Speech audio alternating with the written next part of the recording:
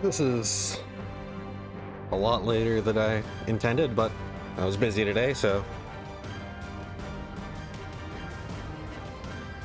Oh. Time to start Halo 2.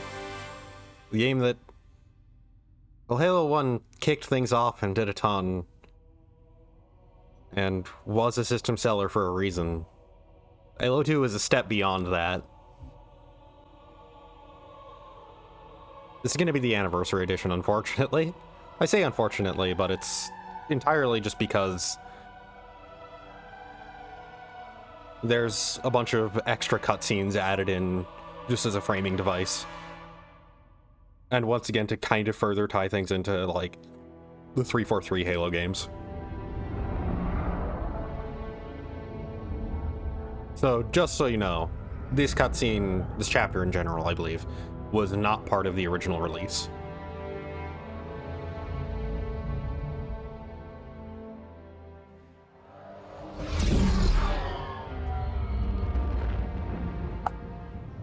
There was only one chip. One? Are you sure? Yes. They called it the Pillar of Autumn. Why was it not destroyed with the rest of their fleet? It fled as we set fire to their planet. But I followed with all the ships in my command. When you first saw Halo, were you blinded by its majesty? Blinded? Paralyzed? Dumbstruck? No. Wait, I think this cutscene was in the Humans original. were able to evade your ships, land on the sacred ring, and desecrate it with their filthy footsteps.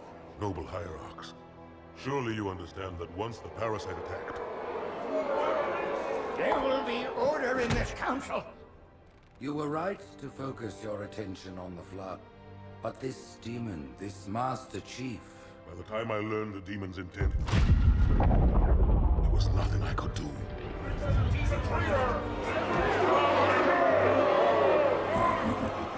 Noble prophet of truth, this has gone on long enough.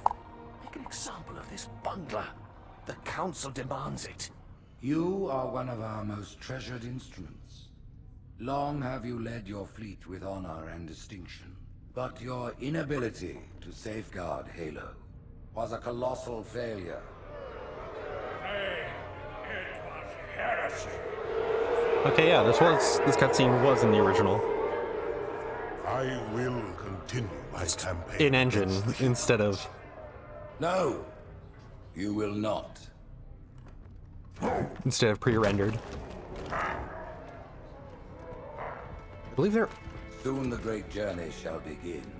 are additional But when it cutscenes, though. does, the weight of your heresy will stay your feet, and you shall be left behind.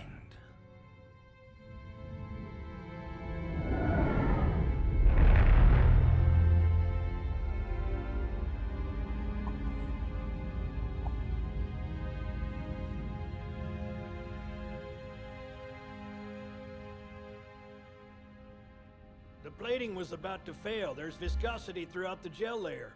Optics, totally fried. And let's not even talk about the power supply. You know how expensive this gear is, son?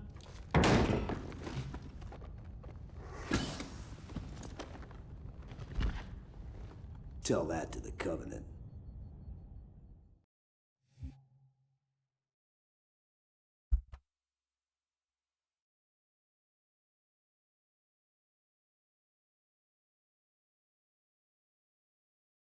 I could have sworn there was, like, a framing device for, like, this being a retelling that Arbiter was doing or something like that. Well, I guess it was all obsolete anyway.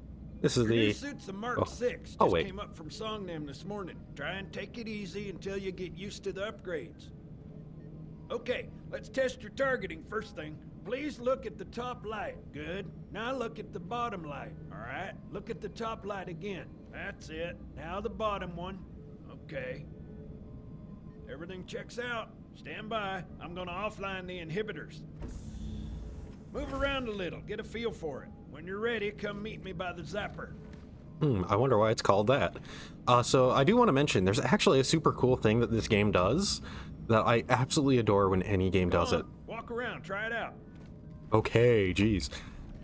But basically, when he's asking you to look up and down, both like, this is especially relevant for on like Analog 6, but basically both up and down will look in the direction he's asking for. It is basically prompting you, it is secretly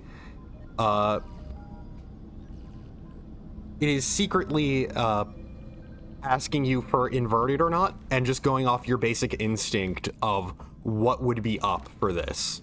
It's actually just super cool, and I love it anytime a game does that, because it gets the whole inverted question out of the way, and just goes, oh yeah, here's what you think is up. Also, this is the Anniversary Edition version graphics, the updated look. This is the original. It's similar case to Halo 1 and the Anniversary Edition for that. I just kind of prefer the original look because I kind of like it. Because I'm only going over this once. This station will test your recharging energy shields. Your new armor shields are extremely resilient, very efficient. The ambient noise is different Much better too. than the Covenant tech we use for the Mark V. Go ahead and use the switch in front of you to start the shield test. Bingo! As you can see, they recharge a lot faster. Okay. Just different color of pants. If your shields go down, find some cover, wait for the meter to read fully charged. That, or he can hide behind me. Hopping between Double my boy dimensions. here, Master Guns. I don't see any training wheels. His armor's working fine, Johnson. You're free to go, son. Just remember, take things slow. Don't worry, I'll hold his hand. Yeah. Movement definitely feels faster than it was in Halo 1. So here's the thing. I think it might be only legendary, Tell me but how you made it back home in one piece. Sorry, Guns, it's classified. My ass! Well, you can forget about those adjustments to your A2 scope. just a cheeky little Well, he's reference. in a particularly fine mood. Maybe Lord Hood didn't give him an invitation. Yeah, just a cheeky little reference to the fact that, yeah, Johnson is supposed to be dead. If you remember, he was part of that group that, like, got attacked by the Flood during the whole, like, sequence where we first encountered the Flood. He gets... I'll pause this for a second, just so I can say it. But he gets attacked by the Flood for the first time we encounter the Flood. He's part of the group that had keys with him. So, and alongside that, we were also the only survivors, explicitly the only two, I say two, but only one person to get off of Halo. So yeah, it's just, they wanted to keep Sergeant Johnson, and they just did a cheeky little thing to acknowledge this. Earth. He's Haven't seen it in years. like the one real character that popped up in Halo 1. When I shipped out for basic, the Like from the humans. grid was all theory and politics. Now look, the Cairo is just I 300 don't think I shield can, platforms. but That Mac gun can put a round clean through a Covenant capital ship.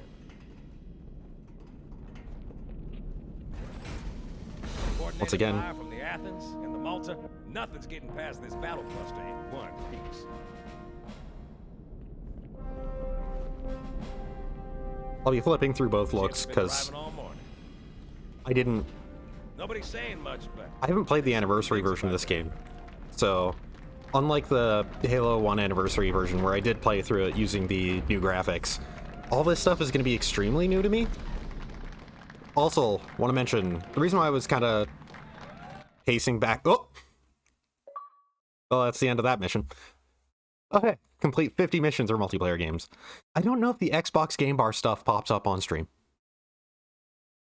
I would assume the sound does.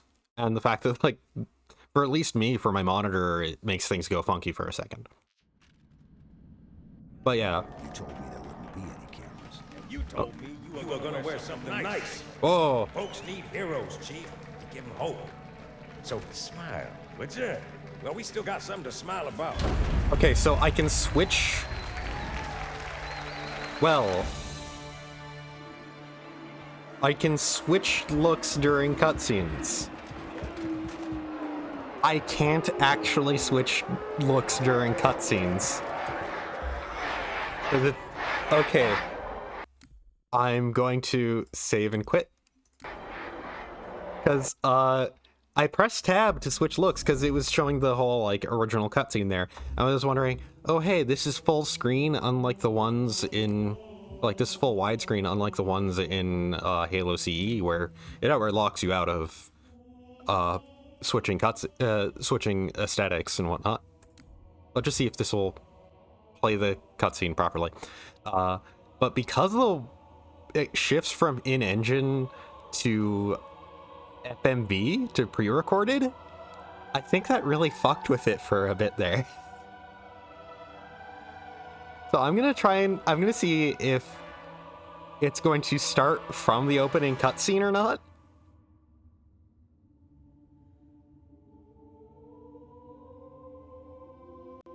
Alert. No, it is not.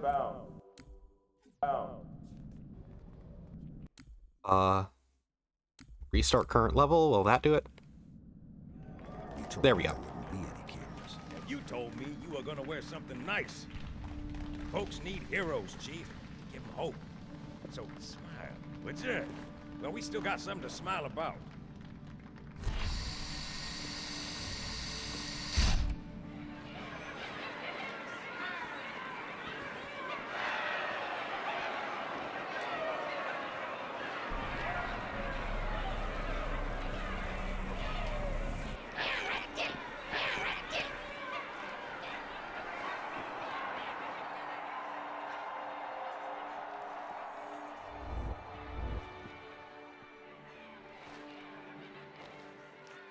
Drawn quite a crowd. If they came to hear me beg, they will be disappointed. Are you sure?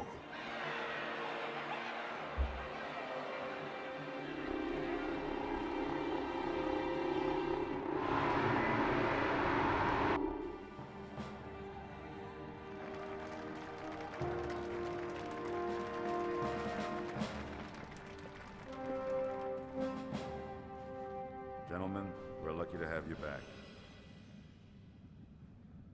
Go ahead, Cortana. Another whisper, sir, near Io. We have probes en route. I apologize, but we're going to have to make this quick. You look nice. Thank you. Sergeant Major, the Colonial Cross is awarded for acts of singular daring and devotion. For a soldier of the United Earth Space Corps. There can be no greater heresy. Let him be an example for all who would break our covenant.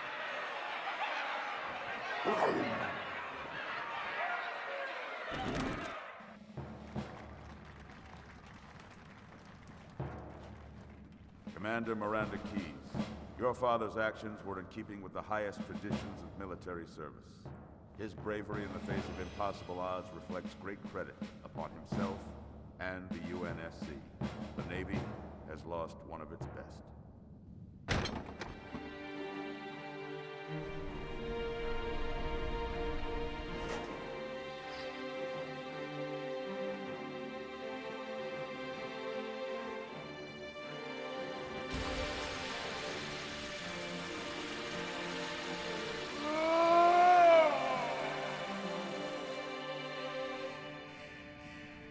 Slip space ruptures directly off our battle cluster. Show me. 15 Covenant capital ships holding position just outside the kill zone. This is Fleet Admiral Harper. We are engaging the enemy. Negative, Admiral. Form a defensive perimeter around the cluster. Commander, get to your ship. Link up with the fleet. Yes, sir. You have the Mac gun, Cortana. As soon as they come in range, open up. Gladly. Something's not right. The fleet that destroyed Reach was 50 times this size. Sir, additional contacts. Boarding craft and lots of them. They're going to try to take our Mac guns offline. Give their capital ships a straight shot at Earth. Master Chief, defend this station. Yes, sir. I need a weapon. Right this way.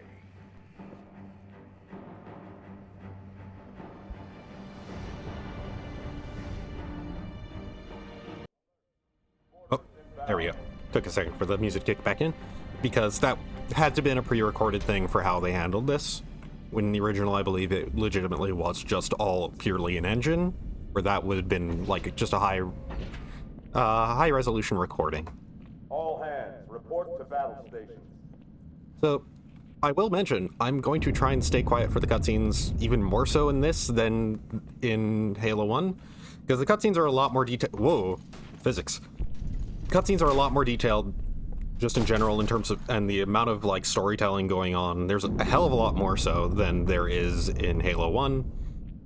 Also, the voice acting, well, as you could hear, the Arbiter, as he was referred to in the subtitles, he really shouldn't be called that yet, but hey, because that's a title.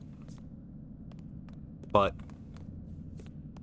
he was voiced by Keith David, and it's always a joy to hear Keith David voice anything. He's incredibly good as the Arbiter. And well, first things first, with the beginning of Halo 2, new weapons, and an opportunity to show off a new mechanic. Dual wielding. So first of all, we have the SMG. Open weapons lockers. Yeah, I'm getting to it. We have the SMG. It is, as you would imagine, an SMG. It has, over a prolonged period of fire, recoil. That just raises your, the sight, or whatever. It recoils. Or you can dual wield them. When dual wielding, left mouse fires left, right mouse fires right. And, oh yeah, even more recoil. I believe your shots are less accurate, you lose access to grenades, and dual wielding can only be done using single-hand weapons. Dual wielding can be done with any single-handed weapon. It is very, very flexible, and honestly, admittedly, I don't remember it being that great, because, well, the other weapon the game starts you with is the greatest weapon in the franchise, and one of the greatest weapons in any FPS. I'm going to have to set my controls, because I did not set a global thing. Configure bindings for Halo 2.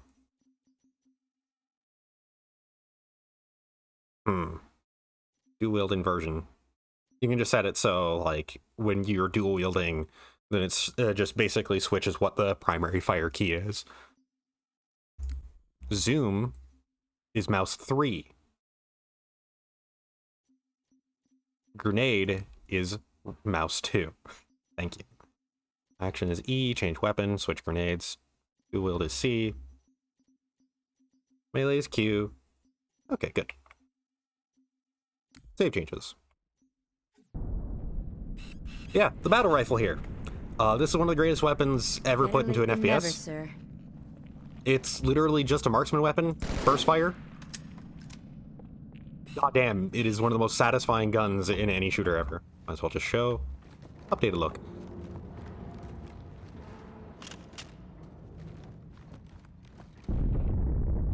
It seems like the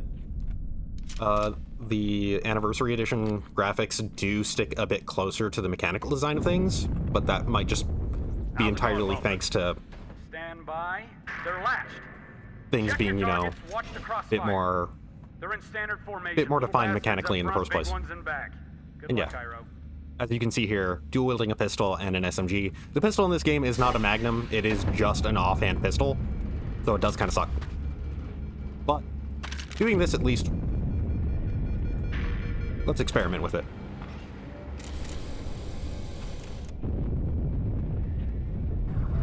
Johnson, right here, Fire on that bulkhead. doing a thing that you will not be able to do until Halo 3. Opens, let 'em have it. Much less chaotic way to open the game. Oh. So yeah, as you can see, when dual wielding,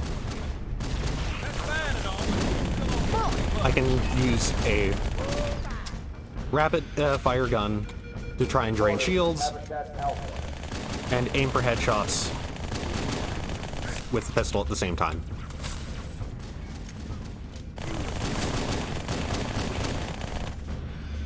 Actually pretty effective.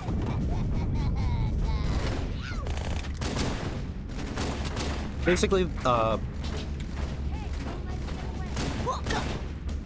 Woohoo! Nice ragdolls.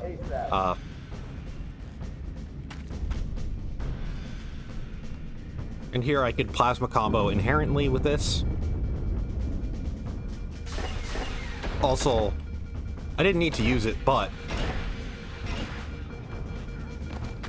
turrets are a thing in this game. Mind if I use that one? They're no longer just a thing that you only get when using a Warthog. No longer just on vehicles. So yeah, this game does an absurd amount of shit in terms of upgrading from Halo 1. It is remarkable how unfinished it is, given that. Oh, hey, here we go.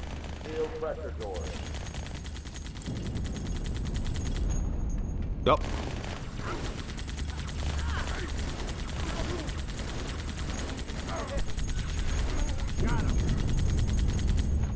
As you can tell from the cutscenes as well, we're going to be getting a ton of more focus on the Covenant as a whole. To the point to where they no longer just... the elites no longer just go wart, wart, wart. They will be they will have their own voice actors. They will be outright speaking. Oh, hello.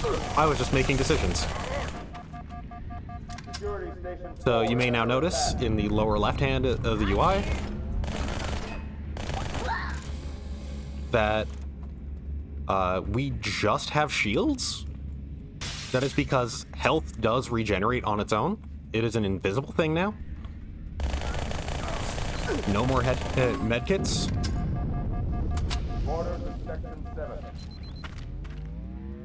I remember dual-wielding plasma rifles is actually pretty incredible in this game.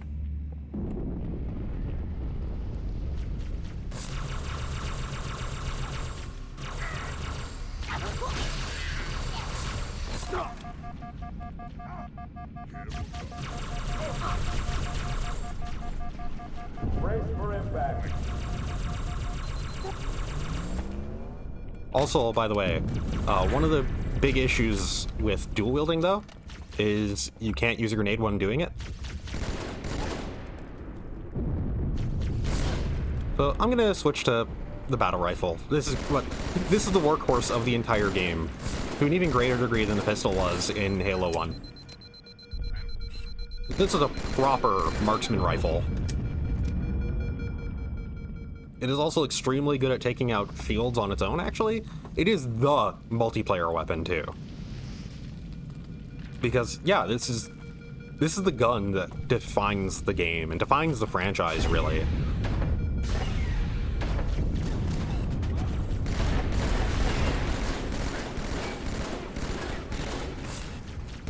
Still don't have shields.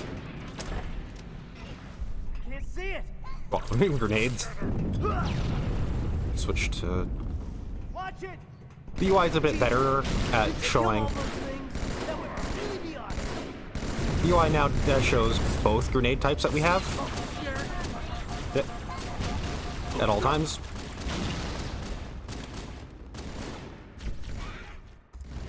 Oh.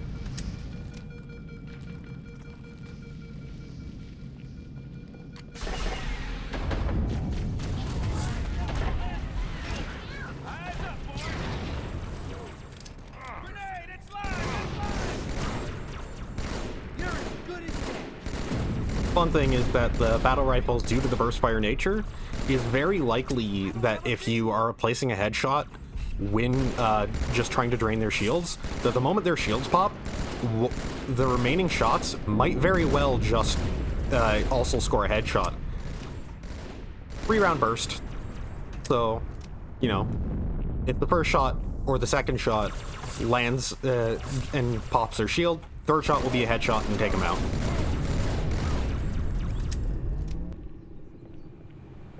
Yeah, it is remarkably good, and it is, yeah, it is the reason why I like Halo, honestly. Like, I really loved Halo 1. Malta, what is your status? Over.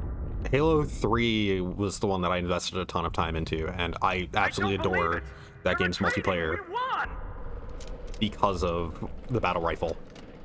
But anyways, some story happening. This is bad. Real bad.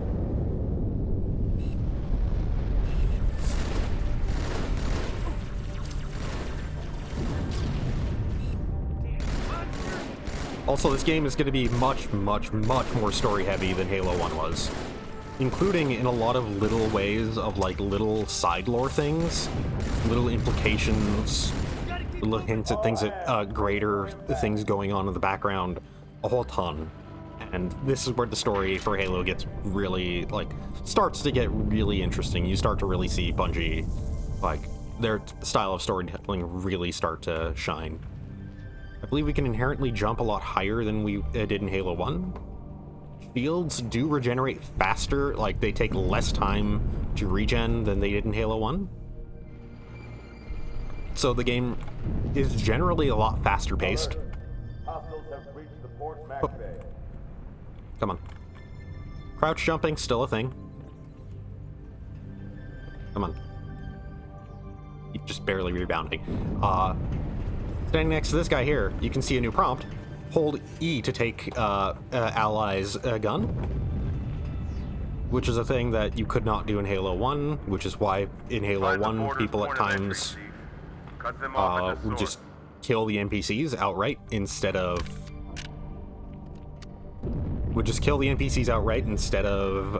letting them follow them because, hey, I want that gun. Why I killed a guy who had a sniper rifle every now and then.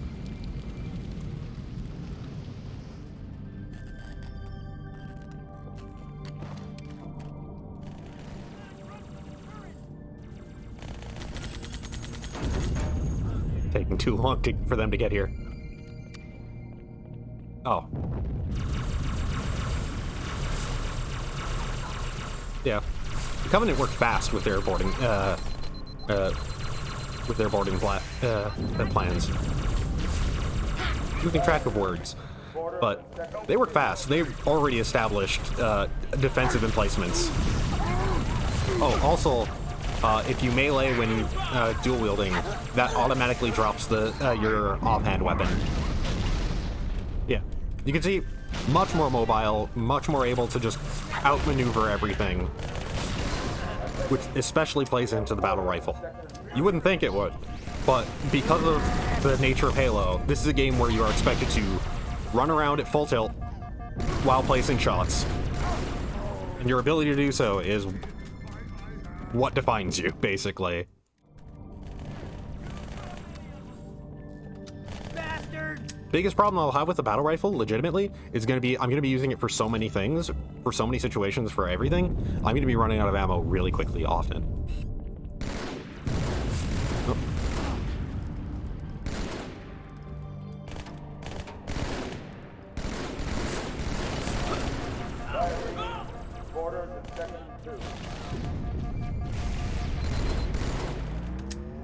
I like how I'm talking as if like, oh yeah, this is the game that really got me into Halo. When I played this right before Halo 3 came out, I was literally playing this the August that, like, the month before Halo 3 came out was the first time I played Halo 2. Like, I played it, like, a lot with a friend every now and then, whenever I was at his place, or whenever he would bring over his Xbox. But, like, I never really invested a lot of time into it. I never, like, beat the campaign before that.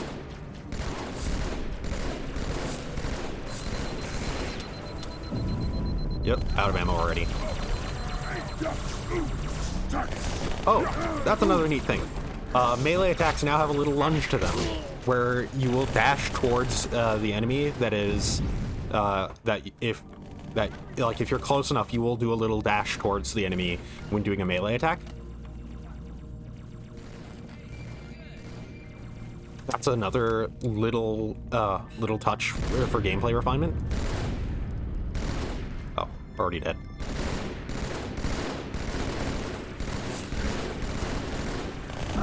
Might as well switch. Yeah. Once again, I still don't really care for the fact that, like, shield popping, hitting a shield is still a little less obvious. Yeah, whatever.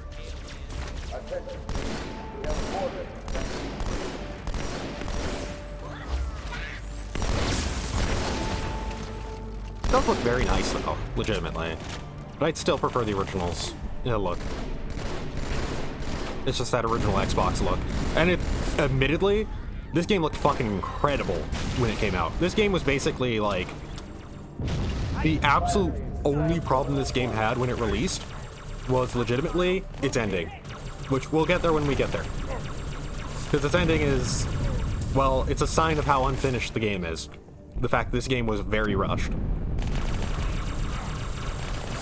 But when this game released, it was legitimately like, this is one of the greatest video games ever made. This is, like, peak anything what anybody is doing. Uh-oh. Hey, they're leaving the Athens. Once again, it's kind of weird to think about it, but the Halo games, really notable, like the Bungie Halos specifically. Same as the Malta. The Covenant must have brought something with them. A bomb. Then they sure as hell brought one here. Chief, find it. But like the Bungie Halos, really notable for storytelling too. They generally really good at, like, Bungie's good at writing, basically. They're able to make something that can work on a much more simplistic, basic level, like, to appeal to a larger audience that's easy to follow, but has a lot more going on in the background too, and just a lot going on. And they got Keith David to voice Arbiter.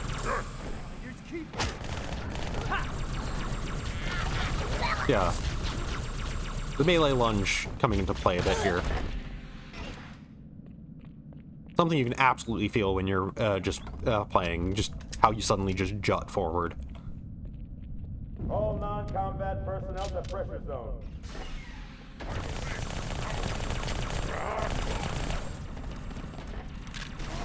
Yeah. The dual wielding thing is like, one of the biggest problems is it's not the greatest. It feels cool, and it really helps with the whole, like, it's a really cool mechanic that feels really cool, and it helps with the whole scavenger aspect of Halo. The fact that you're picking up multiple different guns.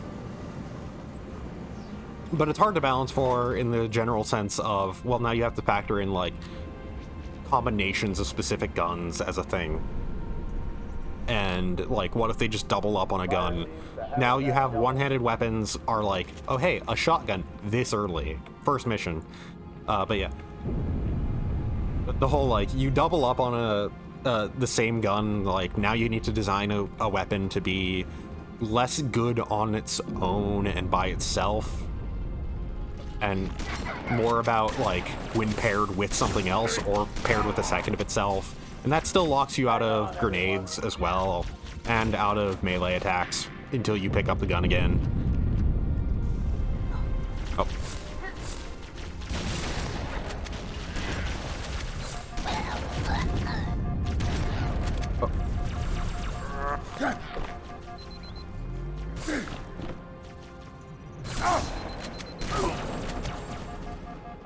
Looking for you. Yeah. I really feel like this mission for showing off just... This is your home base, and they just got here. They're already setting up their big defensive encampments. They move incredibly fast.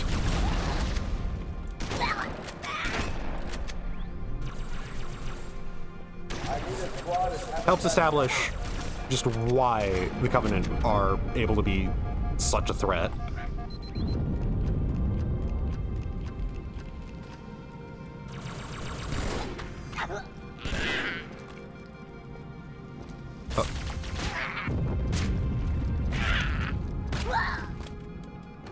Took a bit. Also, during those cutscenes involving the Covenant, introduced to two new Covenant, well, new to us. So there's a bunch of things that I don't know. I don't remember if it was established in the first or not. I'm already kind of forgetting it, the stuff that popped up during the cutscene itself. But there was the Prophets, which were the, like, old guy looking ones. Come on, Chief, this way. Those are essentially, you know, they're the Prophets. They're the leaders of the Covenant. I was almost on board when they showed up. Don't worry, ma'am. We're on it. And then there was the ape-looking guys. Those are the brutes. They're explicitly in the canon of Halo very much new recruits to the Covenant. They are new members of the Covenant. I don't remember how long it's been since they joined it. Come on, Chief, this way. It is worth mentioning. Don't worry, ma'am. Once again, I don't know if side material really established it yet, or if it'll be established in this game or side material for this game or whatnot. Thanks, Chief. I owe you. But all of the different Covenant do actually have, you know, their own actual names. All hands to pressure zone. They have their own, like, actual species names and whatnot. The Elite, I believe, are Sankeli. I forget exactly how to pronounce it, but the Brutes are Giralnai, or something like that. I forget I remember the grunts. They're Ungoi. Yeah. Also, here's a little segment with sudden shift to space physics. Also, yeah, some of the elites have Arnie impressions for their voice acting. Yeah, like I said, no more wart. That's because that was just taking the Sergeant Johnson voice clips and reversing them, and I think pitching them down.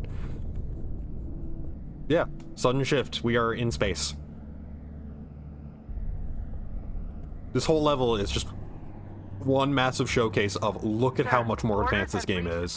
Halo 1 was advanced. Look at how much more this went. Yes, but I'll need the Chief's help to make contact with the detonator. Dumbass. Chief, get to the bomb. You're fighting me, and you're just staring at a wall. Targets and fire at will. I called him a dumbass, and then I get shot down. Karma.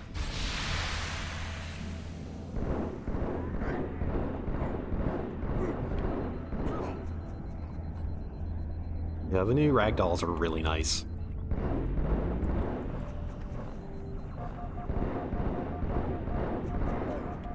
Yeah, like I said though, health it's still its own thing, it's just you can't see it, and it automatically regens. Just, you can't see it, that's it.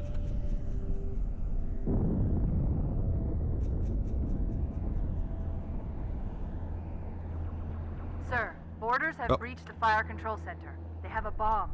Can you defuse it? Yes, but I'll need the Chief's help to make contact with the detonator. Chief, get to the bomb, double time. Cortana, prioritize targets and fire at will.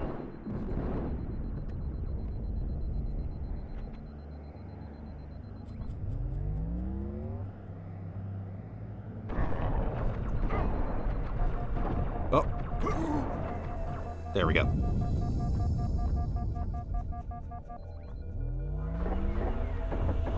I'm running low on battle.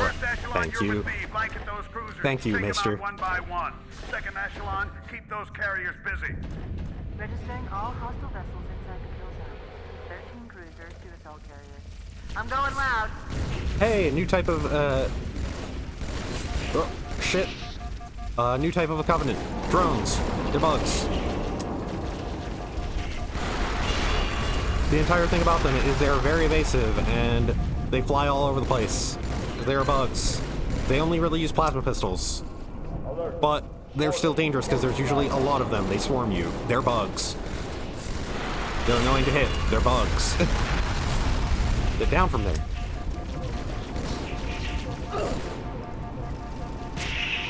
They usually go down to 1 melee attack. I don't think you can headshot them. Or it's extremely hard. Yeah, you can, but it's extremely hard to place it. They're so mobile. All non-combat personnel report to evacuation station. Plasma rifle and SMG, dual SMG, usually brings them down fast.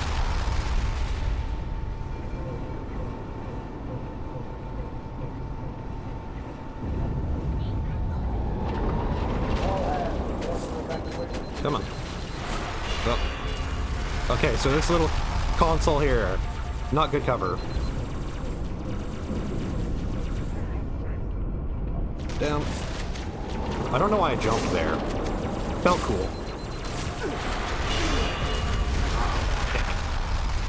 If I killed him, then that would have stopped the grunts from shooting me. Oh, hello. Registering all hostile vessels inside the kill zone. 13 cruisers, 2 assault carriers. I'm going loud. Yeah. They just... It's a swarm of plasma pistol shots, basically. That is the entire threat of the drones. I remember some missions, it basically being like, okay, how you handle these drones is the wall for this on like higher difficulties. Like you need to basically prep for them and like handle your loadout explicitly for how how you're going to deal with the drones that are going to pop up. But yeah, marksman weapon, admittedly not too great. It's harder to place headshots on them, and they're very evasive.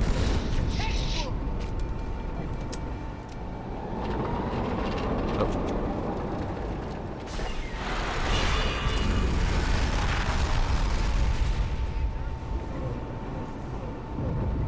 Hell of a pitch and arm.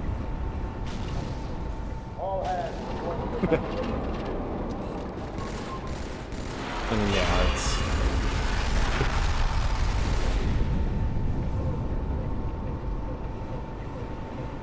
it's taken long enough that he probably regened his shield already. Oh, no.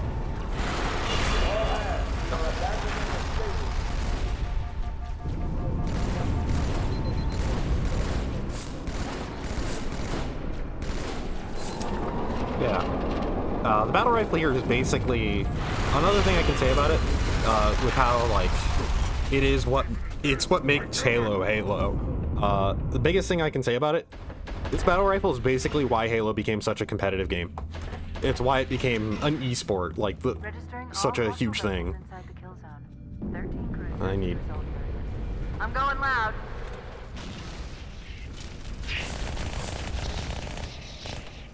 Yeah, just rapid fire bullets. Fairly good at handling these guys.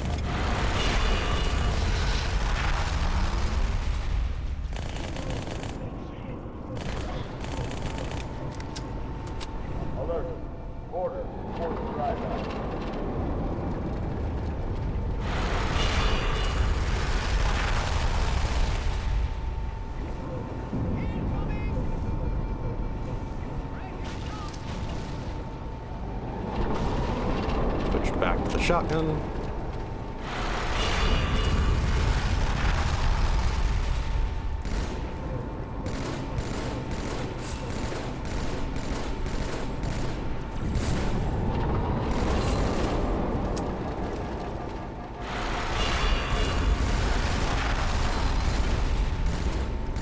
I believe Heroic in Halo 2 is notably harder than it was in Halo 1, but that's also because, like, you're so much more mobile with better weapons than you had in Halo 1. Better all-purpose stuff.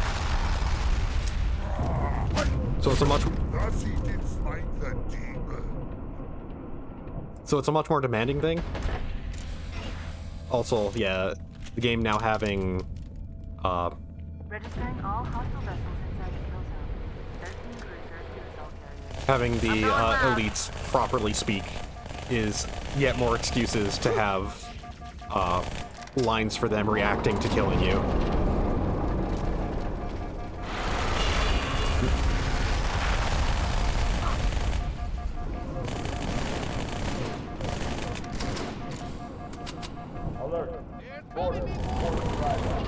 I think it takes longer to reload when you're dual wielding. I think. I've never timed it. I've never really paid too much attention because I just don't use dual wielding too much, actually. Oh. Start this the same way. Show that I could have been a pro baseball player.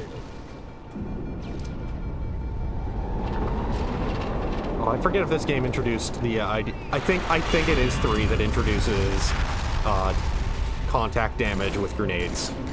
Where if you lob a frag grenade at something, it does do damage. Just smacking something in the head with it.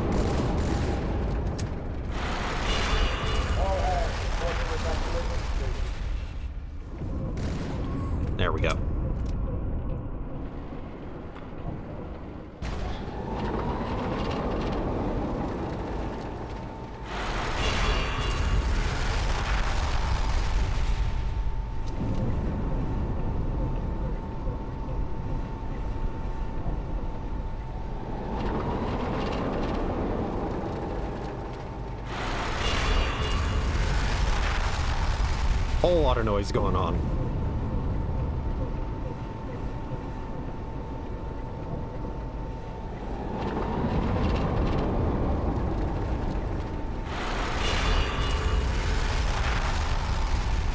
Might as well.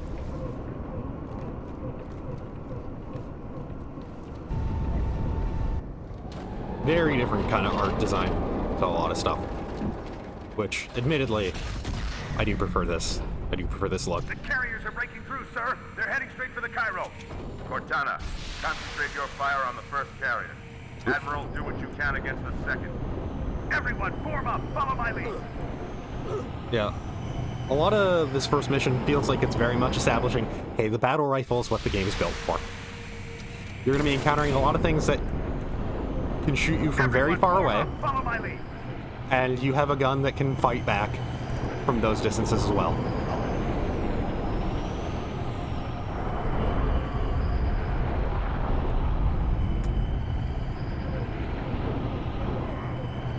The first carrier completely ignored us, sir. Blew through the Malta's debris field and headed straight for Earth.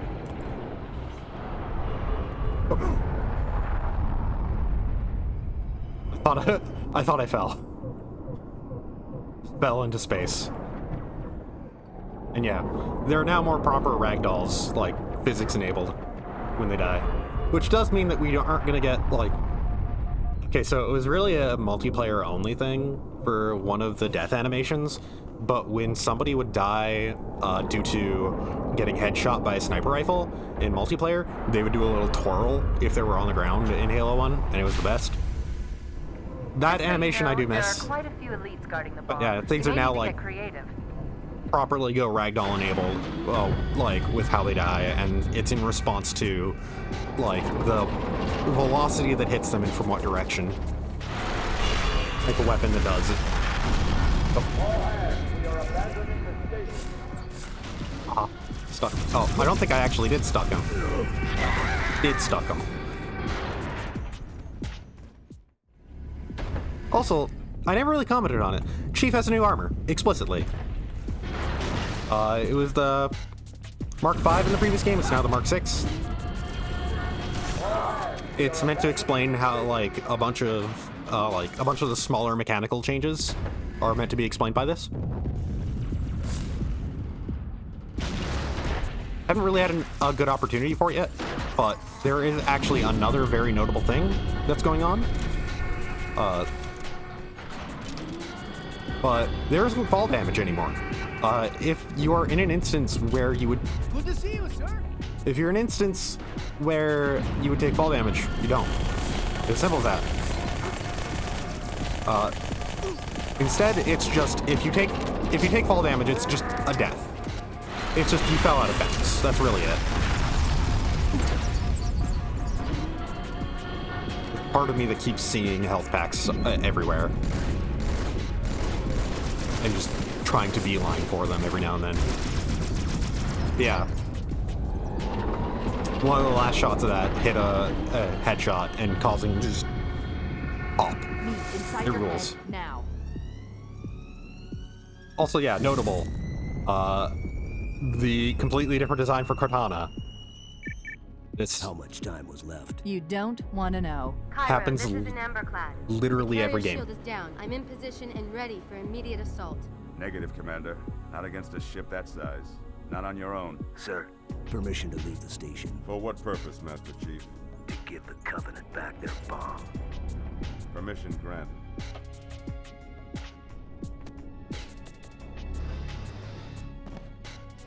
Got it. Ragdoll was still there. Yeah, also that's the reason for the slight redesign in his look. Thinking, and it's crazy. For the new armor. Stay here. Unfortunately for us both, I like crazy. The much more iconic look for Master Chief. Still really love the Mark V look, though. Wait, no. Mark V, right?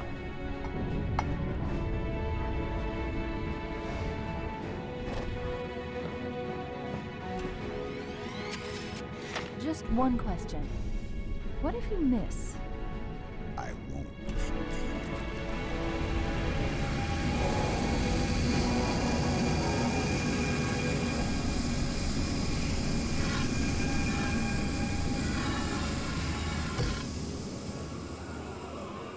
Yeah, it was Mark... wait. Like... Okay, yeah, it was Mark 5 was... The Mark 5 was in Halo 1, and this one is the Mark 6. And I believe he stays in the Mark 6 for, like, the rest of the series. I don't know about... I admittedly don't know about, like, Halo 4 or 5 or Infinite, if it's different than those. Yeah, here's also Bungie just going like, let's just start the game with something fucking awesome. Master Chief riding a bomb through space.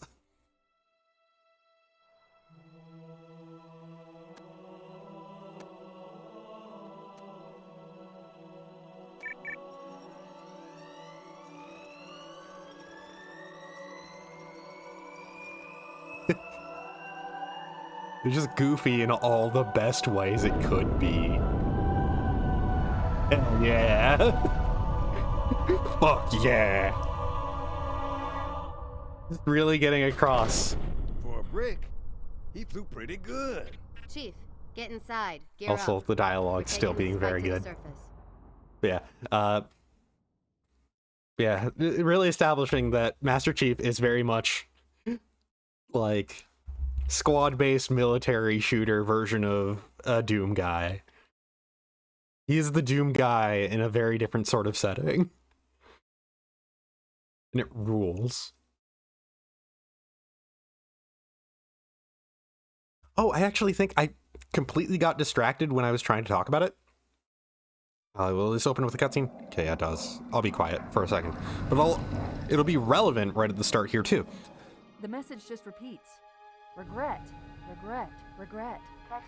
Any idea what it means? Dear humanity, we regret being alien masters. We regret coming to Earth. And we most definitely regret the Corps just blew up our raggedy-ass fleet! Hoorah! Regret is a name, Sergeant. The name of one of the Covenant's religious leaders, a prophet. He's on that carrier, and he's calling for help. Immediate. Grid Kilo 2-3 is hot. Recommend mission abort. Roger, Recon. It's your call, Sarge. We're going in. Get tactical, Marines! Master Chief, get aboard that carrier. Secure the Prophet of Regret. This is the only place on Earth the Covenant decided to land. That prophet is going to tell us why. 30 seconds out. Stand by to... Whoa.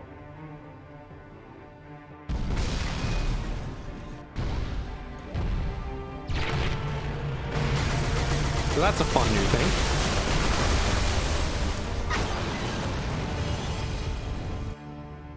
Talk to me. Should I start CPR? What's going on? Shake it off, Marines! Clear the crash site. Go, go, go! Yeah, that was a Scarab. That is the Covenant's walking battle tank. It is, yeah, it's a lot. There is a bunch about it to mention over the course of this level. I probably should, one of these days, maybe go back for Halo 1 and cover a bunch of notable Easter egg stuff. Because there's a bunch of notable Easter egg stuff in Halo 2, extremely a lot. There's a lot of it in Halo 1, but like a lot of it is like, oh hey, if you stand in this spot, Marathon music plays, or things like that. Or like this dialogue plays from Marathon, or reference from Marathon. So first of all, I want to mention, so in, might as well take, there we go. But yeah, with, nice. But yeah, with,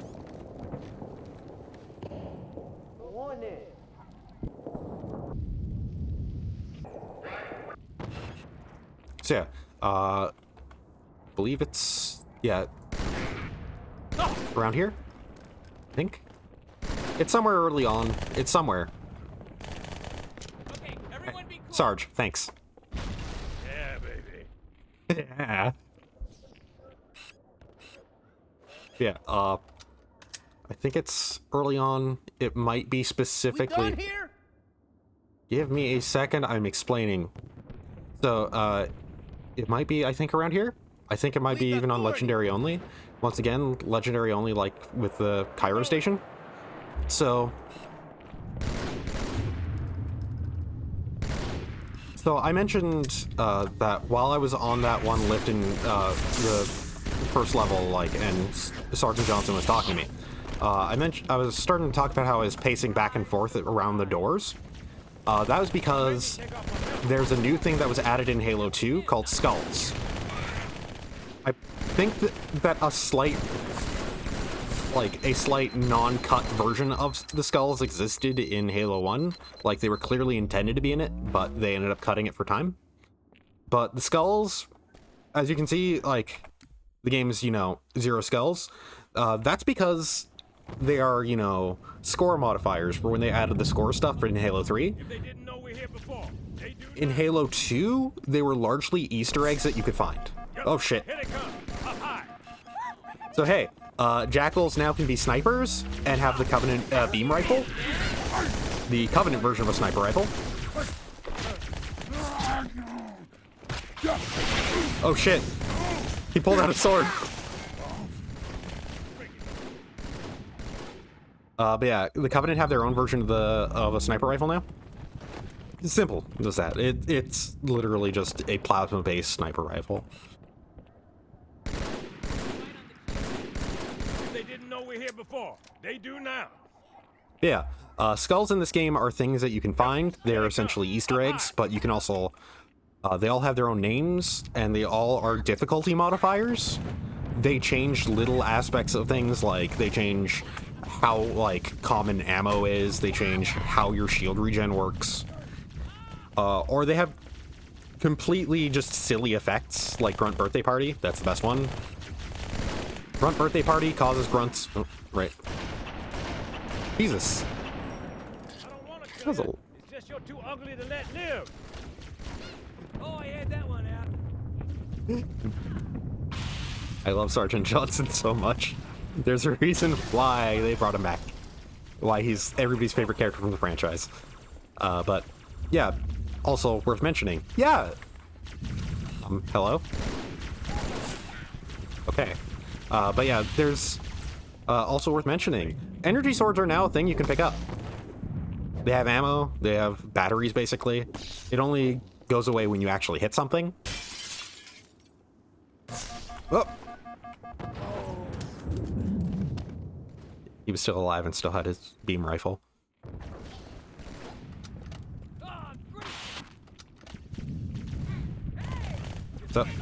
So hey, remember that melee launch?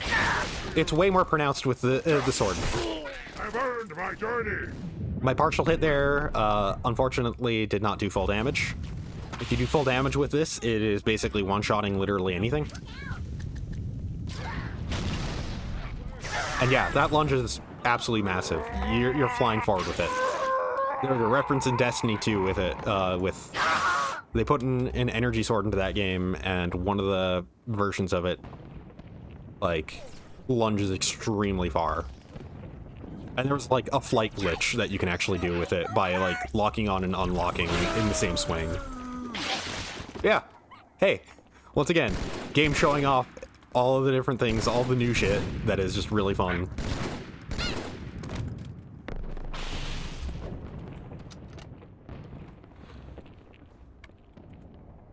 Unfortunately, this thing's almost out of ammo, and my sniper rifle isn't. We got jackals in the courtyard. Yeah, just a bit of a small defensive section where it very quickly establishes, like, hey, here's a sword and whatnot. Go to town using the new stuff. Watch yourself.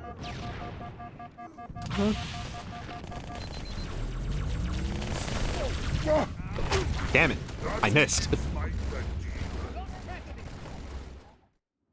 But yeah, so as I was saying about skulls, though, there are various modifiers. They all have their own names.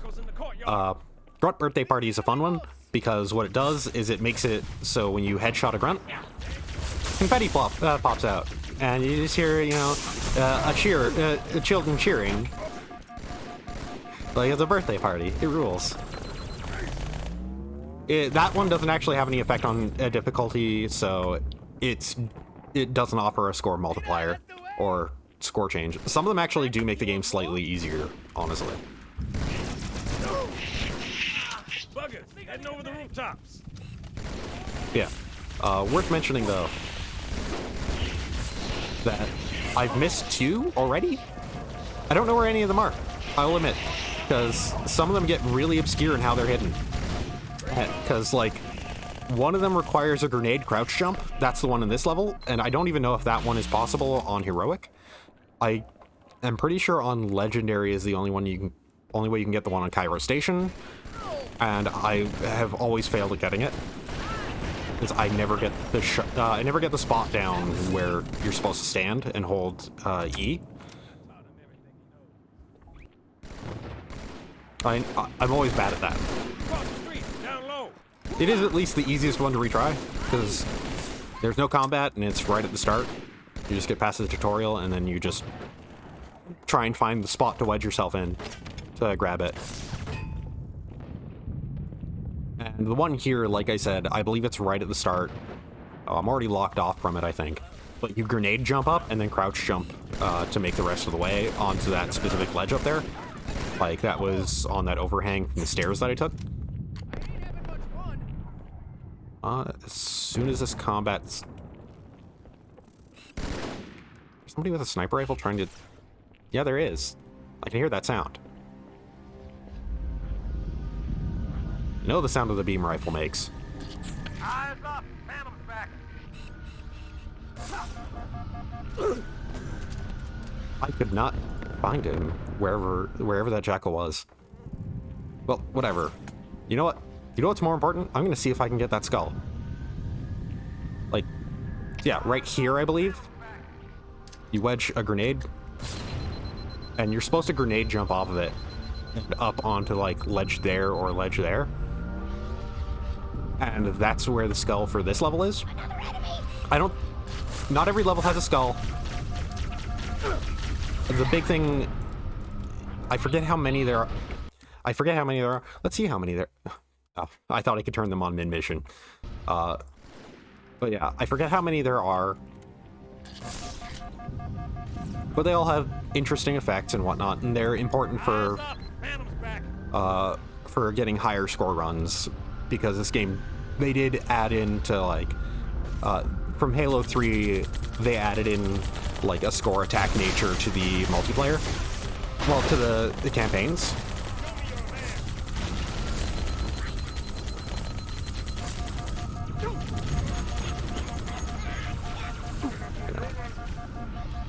There you are. How did that shot not kill him?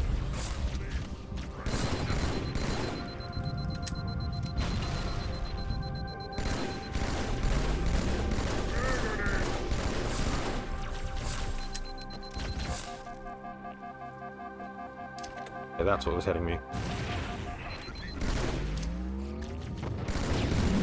Very bad thing! Whoa!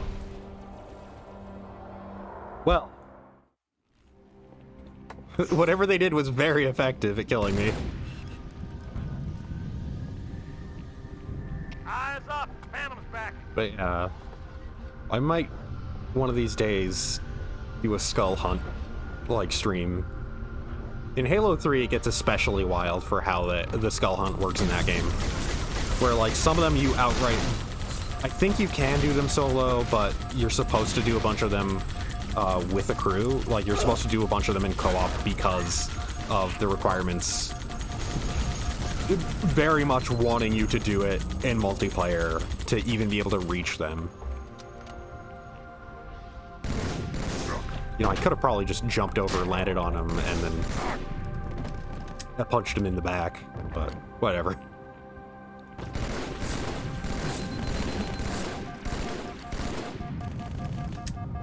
That whole thing I mentioned about, like, how jackals are an incredibly satisfying enemy to fight, because you shoot their exposed hand, and then you pop them in the head.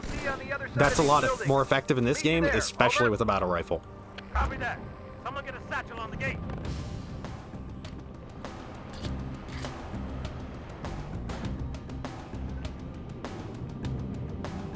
Yeah. So yeah, as I mentioned though, there's an absolute shitload of Easter eggs in this game anyways.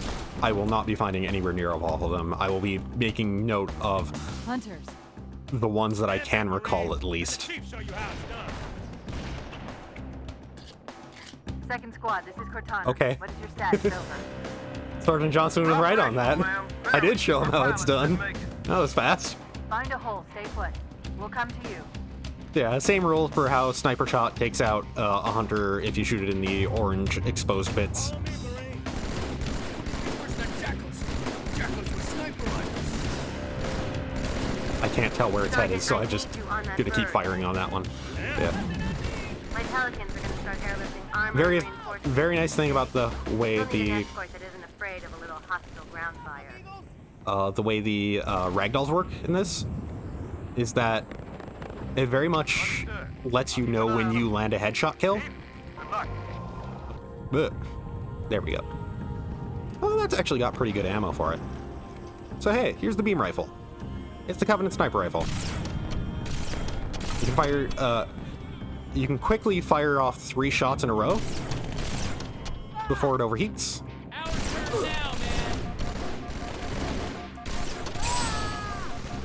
Yeah, it has a pretty long overheat, admittedly.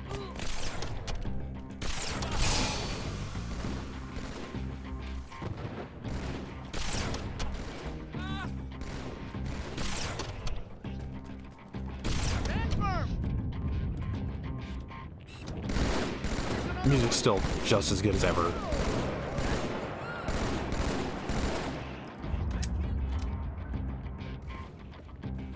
Oh hey, there's another one that would drop there. Full ammo too.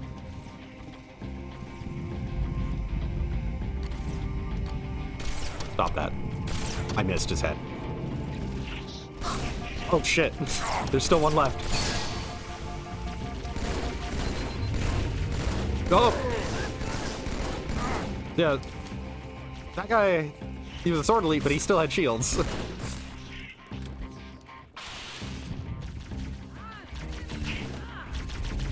Well, a sword elite, invisible sword elite that still had shields. Yeah. The sword rules. The sword rules so goddamn much. It is one of the best. Almost.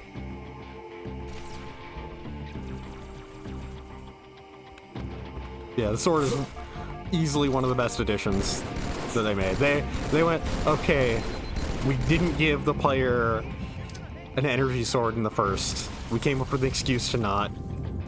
So let's just make sure that when we give it to them in 2, it's fast and it's amazing.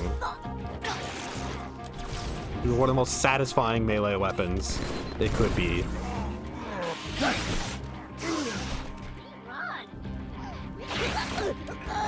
So yeah. The super weapons in Halo 2 are a lot more super than they were in Halo 1. There's ones that are just like outright very, very notable. And it gives them a lot more often, too.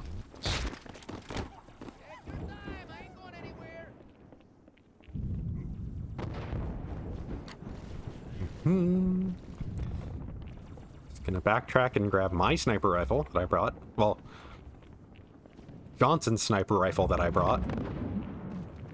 I could use the beam rifle, it's pretty full up, but... I have 14 shots with this thing. Well, actually, a bunch of... I might as well test this right now. 1, 2... 1, 2, 3, 4, 5, 6, 7, 8, 9, 10, 11, 12, 13. Okay, so... Oh, and I somehow got more ammo. Okay, good. So this does have more shots than that.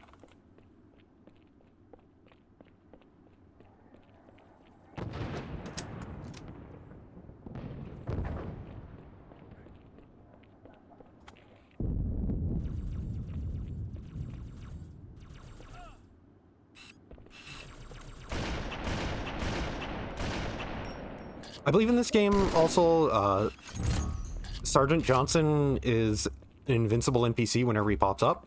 He's outright unkillable, I think. Unless that NPC that just died was Sergeant Johnson, but no, it wasn't. But yeah, whenever he pops up, he's usually supposed to be just full-on unkillable. Because he's now a story-important character. In the original, he was just kind of a recurring thing. just a side little, like, here's the fun guy. Like, here's the fun sergeant character. Yeah. So yeah, these streets are pretty open in how you can walk around them. Which of course means that they're probably going to be hiding a lot of little Easter eggs and whatnot everywhere. Oh, hello. Oh.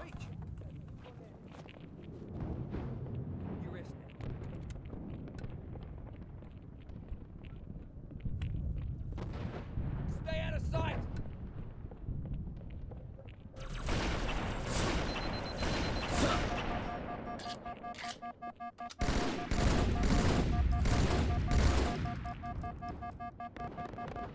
The battle rifle is extremely good at just lining it up with the general area where an enemy's head should be and just walking back, just strafing back and forth to just repeatedly snipe as many grunts as possible.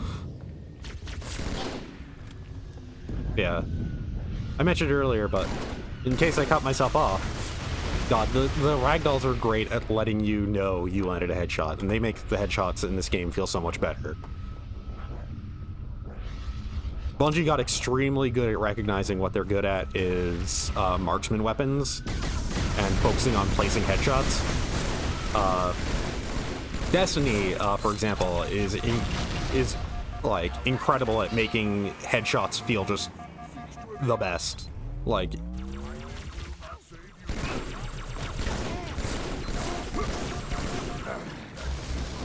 they very much want you to know this is what you are going for. And you can see it from a mile away when you successfully did it.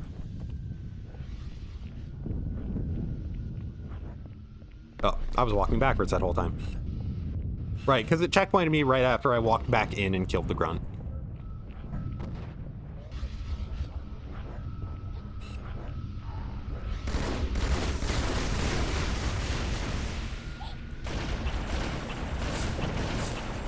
Also, I didn't make mention of it earlier, but yeah, you can destroy the battleship, well, the dropships.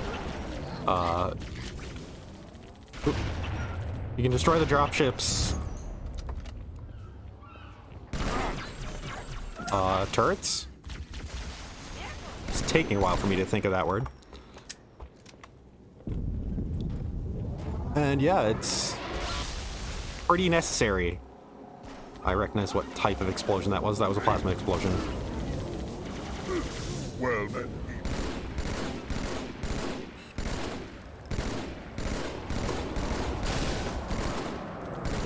Yeah. Also, as you can tell,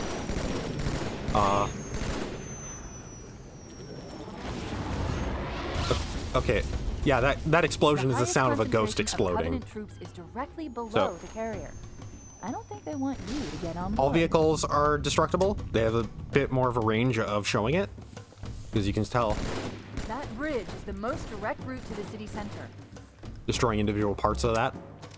It's just a little bit of a just detail thing, largely, to my understanding. I don't think it actually affects how well it controls. I'm here, we can go. Yeah. It's worth mentioning that is also the whole thing about vehicles being more destructible. All human vehicles are destructible now. That is especially a thing for multiplayer. Or hijacks in this game, or is that Halo 3?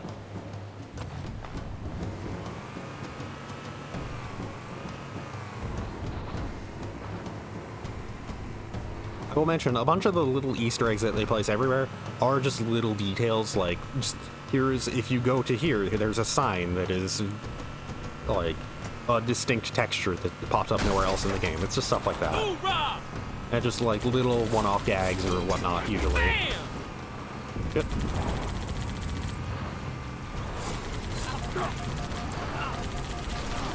The vehicles generally control a lot better than they did in Halo 1. It's still squirrely, but nowhere near as squirrely. It's not just constantly flipping every time it hits the slightest bump.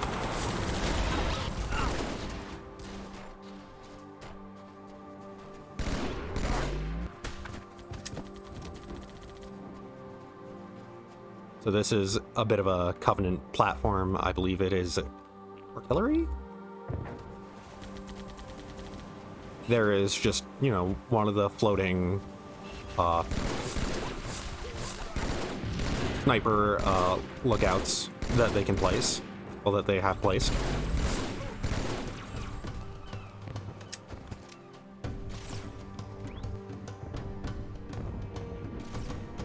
Once again, they operate fast. He's trying. He's trying to get him.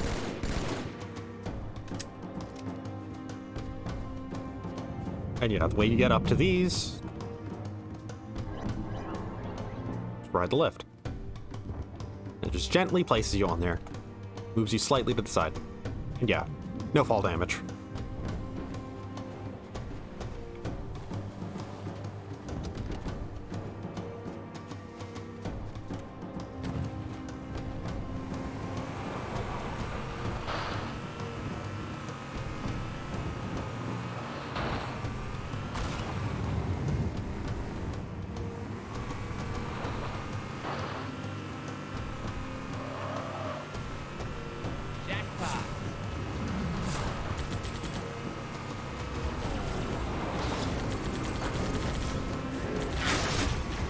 Come on.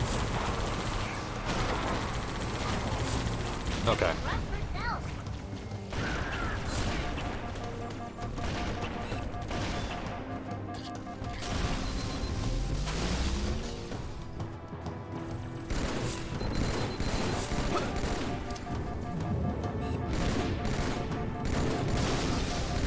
Almost. Okay, hijacking is in this game. Hell yeah. So yeah, if an enemy is driving a vehicle close enough to you and you're not getting run over, you can try and board it and kick them off. I believe a hijack attempt is always successful if you initiate. You cannot, like, counter hijack.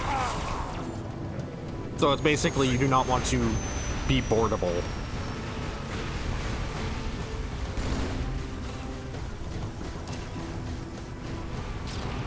Ah.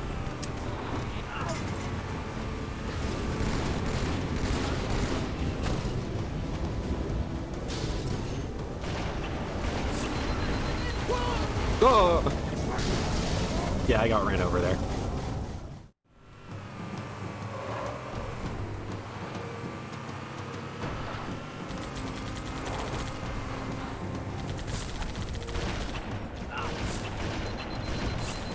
Part of me that just wants to boot that guy out of the turret and just take it myself.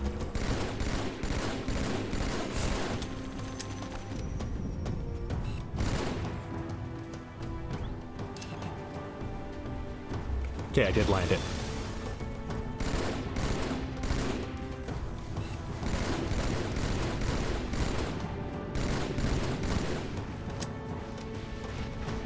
Yeah, encounter design already just showing off that it's way more interesting than the first game.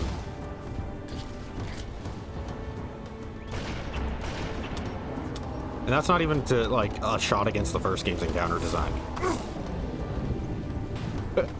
You weren't going at high enough velocity for that to work. Sucks to be you. Got stuck in a wall, too.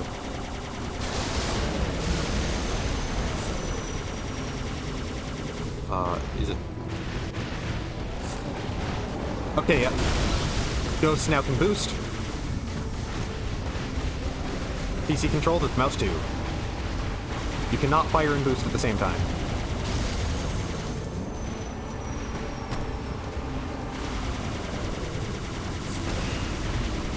Also, yeah, enemy elites just working at flipping their own ghosts back over so they can hop back in. So I believe enemies now do properly, like, when they see a vehicle, they will attempt to board it. They, like, even enemies, by the way, enemies can hijack vehicles from you, too. Not just like a multiplayer thing, like full on, like in single player, they will do that.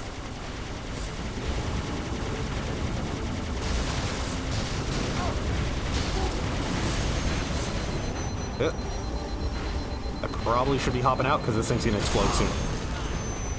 It exploded. So yeah, unfortunately, if you're in a vehicle as it blows up, well, I say unfortunately, but it makes perfect sense. Even if you have full health, the vehicle that you're in blowing up will kill you. The wave of pods. They're inbound on your position. Ramming into another vehicle does actually do damage to it, like vehicle damage.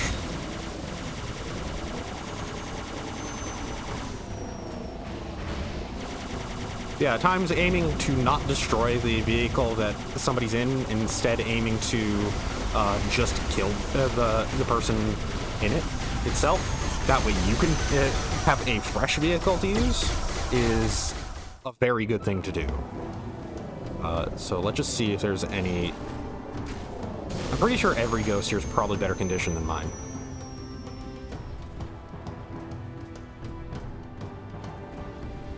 Yeah, like this one right here. Oh yeah, this is good. This is in great condition. Chief, the carrier just launched the wave of pods. They're inbound on your position.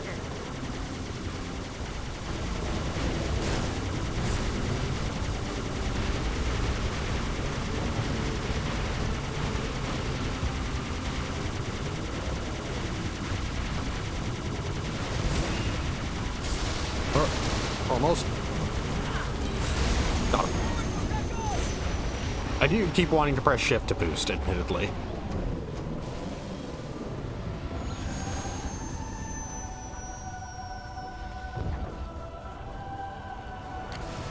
There we go. So yeah, that's a new thing with the rocket launcher in this game. It can lock on. Specifically to vehicles, I believe. When zoomed.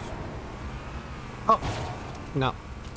I tried to lock onto the jackal there, but yeah, it's very specifically vehicles. It is an anti-vehicle weapon. Shit. Oh, get away from me. Dang. He was so close that if I fired the rocket launcher, it was gonna kill us both.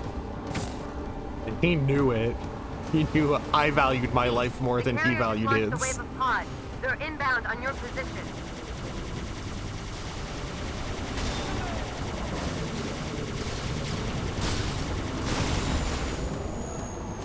Yeah, with there being a rocket launcher here, that is how I'm gonna take out that carrier. Come on, fellas, into the fight! Not the carrier. I think the carrier itself is like is something you can destroy. I think. But largely just taking out the turrets, making it unable to fight back. Oh, whatever. It's leaving. Did enough damage. Shit. Damn. Right. I was gonna shoot him so badly.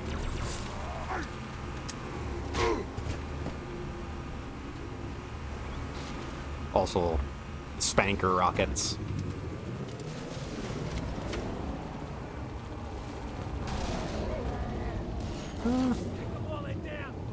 I'm gonna go with the sniper rifle for a bit.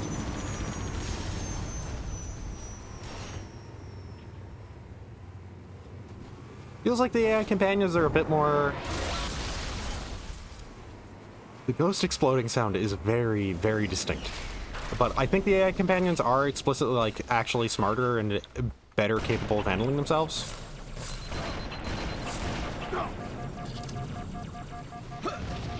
Probably should have gone with a rocket launcher to deal with this group of elites.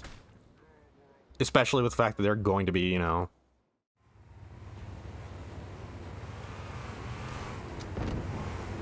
just kind of sitting there for a while. I'll go back and grab... Well, I'll just pick up the beam rifle that's right in that sniper tower. They're invincible while they're in those pods. Good to know.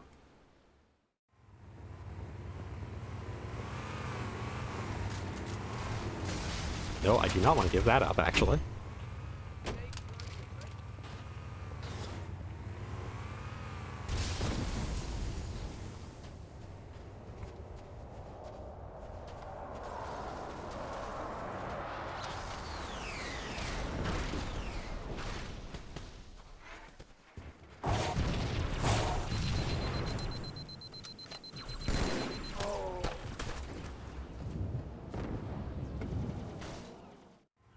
Okay, I'm just gonna go with the sniper rifle this time. Wait for them to hop out, and then get the hopefully free headshot if I, if I don't choke.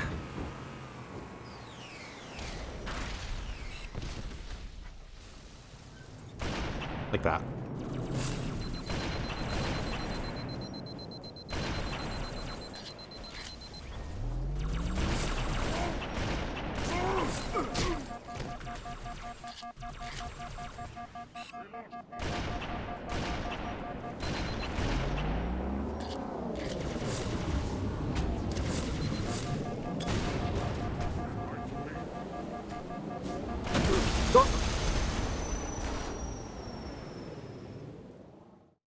Everything exploded.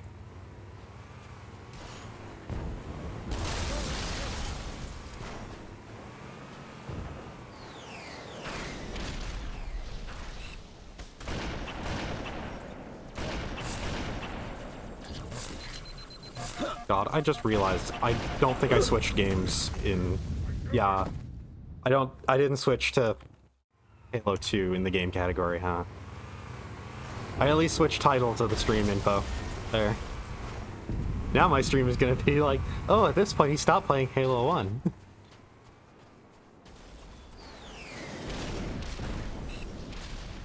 Come on. Damn it. Maybe standing right out in the open isn't the best idea. But it's my idea. And that's what counts. Okay. And as... Damn.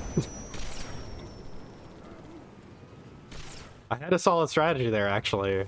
Blowing up the ghost intentionally to try and make a bigger explosion. Not just use the grenade to try and catch him, but... parking a bit too close there.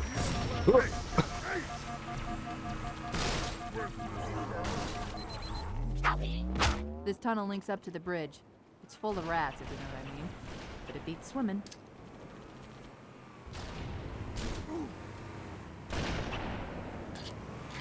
Hey, aliens! You stay there!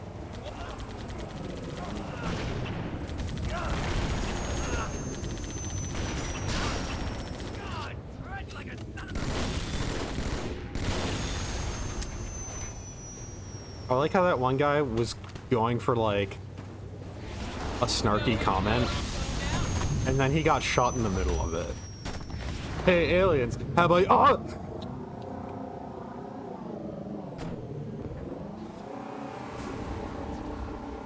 Yeah, some ghost park here. I've been analyzing the Covenant Help make this tactical easier. chatter. They're surprised, confused. I don't think they expected us to be here. Not you and me. All of us. Humanity on Earth. Odd, I know, but it does help explain why they came here with such a small fleet. Hey guys, I see you're having fun.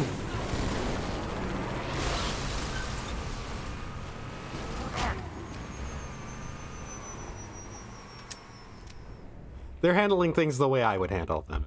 Good to see.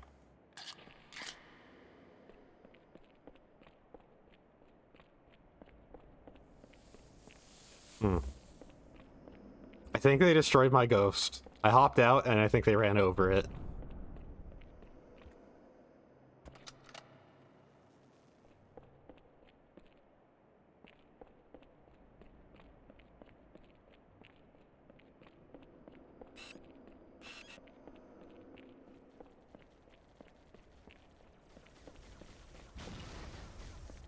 They're just still having a good old time over there. The grand old time, just...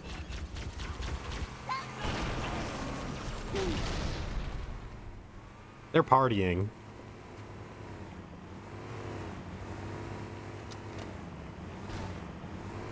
Might be drunk? Let's just see how they handle it, how they handle driving. All right, crank her up. Dude, watch yourself! Serious, man! What? Oh! We got a ways to go!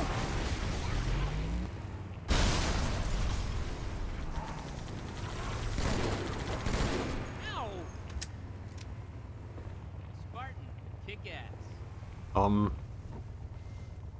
Yeah, you do you.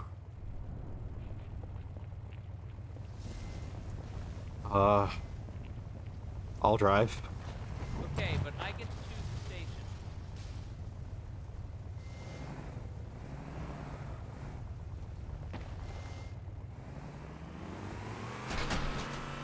I could do this all day. No, I really should start counting.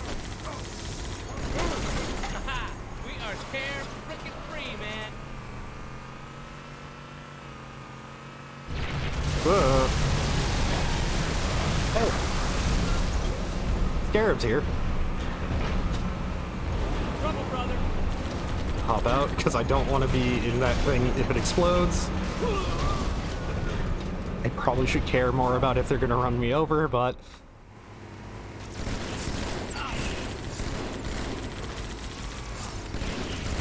I'm in. Incoming. Yeah, when you're in the passenger seat, your range of motion for aiming is very limited. You can toss grenades. You can toss grenades though. Hey. We got the turret!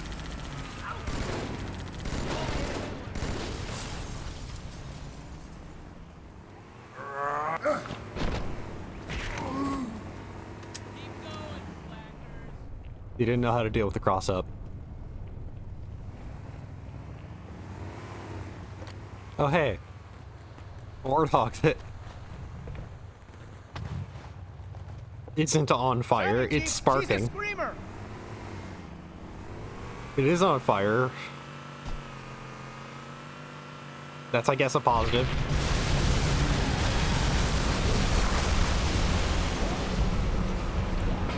Okay, so you weren't caught up in that. That's good to see.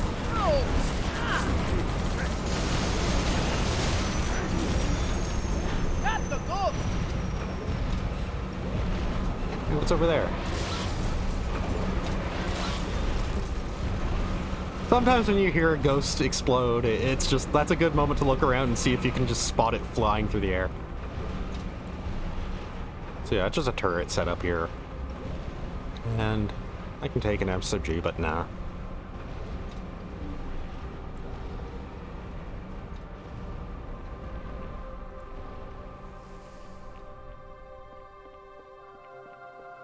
Well, I guess this one's on fire now. The other one's just being a rowdy boy. That's what they're doing. They'll take their time. They'll get here eventually.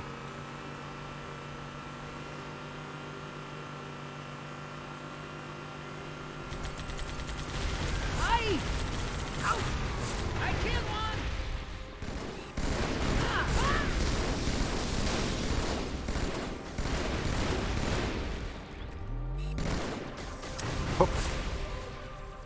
Okay, he saw the grenade coming and actually made the sensible decision to leave. I said it with Halo 1, but like that's kind of almost the big shame of Halo is that the elites are such a fun, dynamic enemy to fight. There's so much going on. They are basically another player in terms of how they function.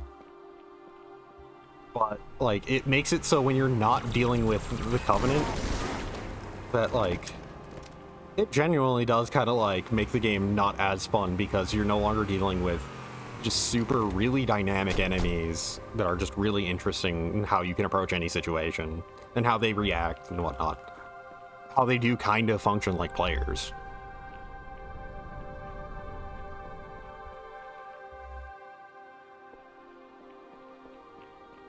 Oh right, that actually reminds me, I didn't comment on it during the tutorial, but there was the slight comment that the energy shields that the humans were using for the Mjolnir Mark V were based off of Stolen Covenant technology. I don't know if that was established in Halo 1 or the side material for it. Or if that was just established with 2.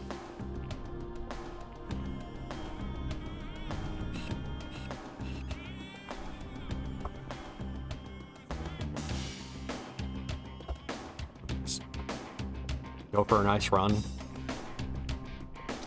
With some good tunes playing. As every car is left behind. The Covenant must be trying to regroup. Don't let them. I'll try. I can't guarantee that I will not let them, because they're kind of far away. Oh hey, a ramp. Would be sick if I had a vehicle.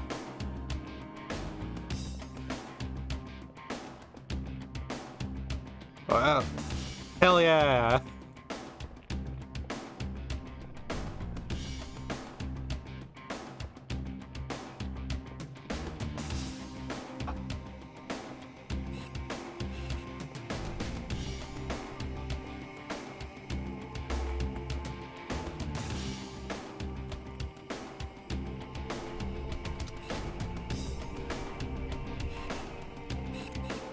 Okay, that's a destroyed warthog. So the boys had a rowdy time until here. Oh, this low poly car, it's beautiful. I want it. I wish I could.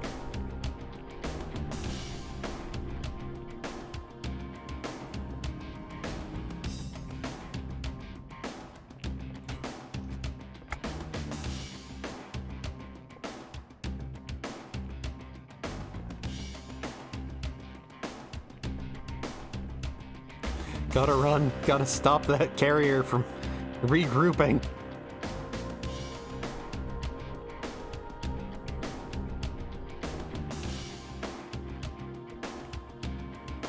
I like that you can tell when I'm crouching and uncrouching in the air. Just the little shifts. There's just normal jump. Oh yeah. Gonna vibrate in the air.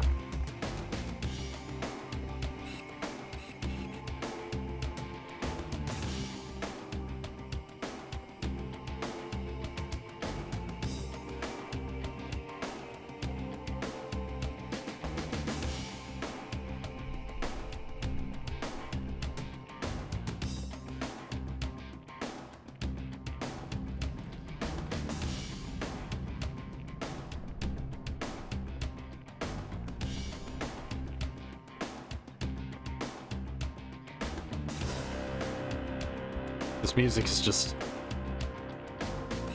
keeping me going, keeping me determined.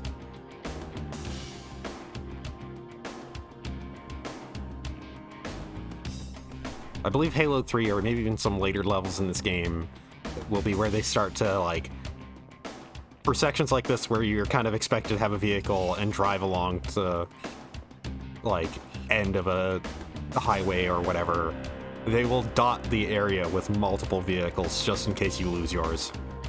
Oh hey, what's over here?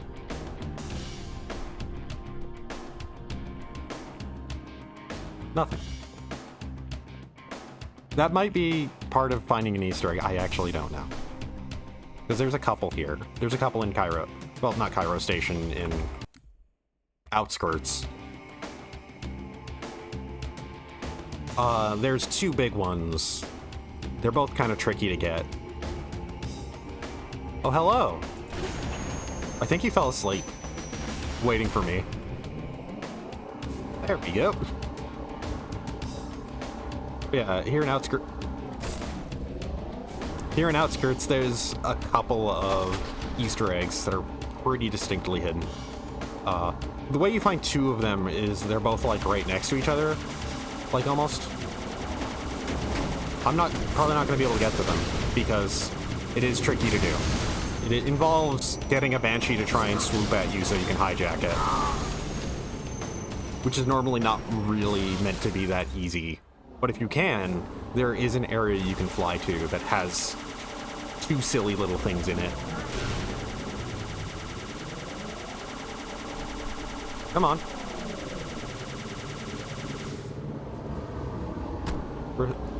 What are you two doing? They didn't even shoot at me during that time. They just slightly nudged me.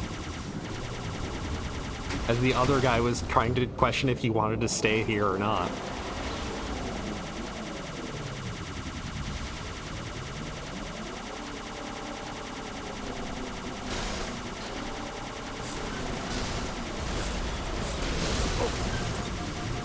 probably should try and take these out from a distance with my sniper rifle, explode them, and you know, or even just fire in their general vicinity with the ghost.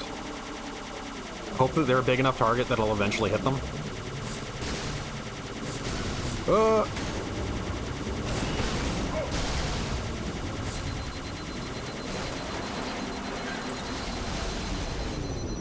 Okay. Oh. He does not want me to hijack his ghost. He knew what I hopped out for.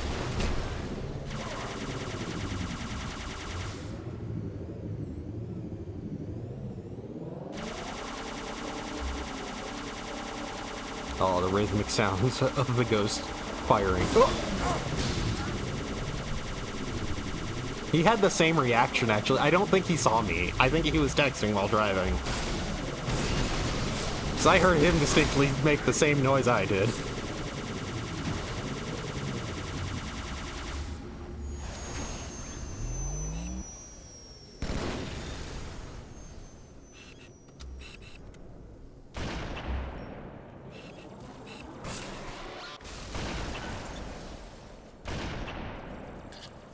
I don't actually know if it's mentioned. Once again, another one of those things that I don't know if it's mentioned in game. I don't think it ever is.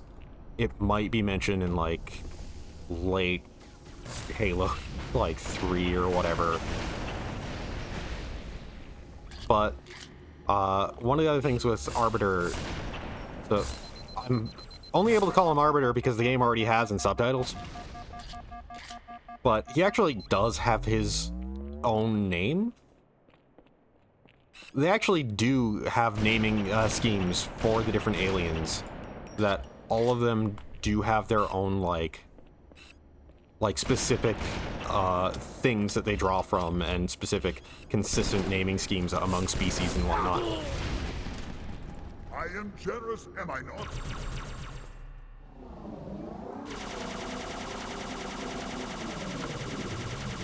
But yeah, I actually don't know if any of that pops up in game. I'm gonna wait until it like might be more relevant. Oh, he survived. I'm gonna wait until it might be more relevant if it like pops up naturally. You know, aliens talking to aliens, it might have an excuse to pop up. He's just trying to outrun me.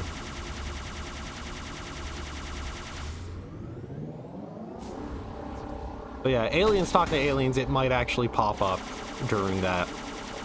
And we're definitely going to get a lot more aliens talking to aliens.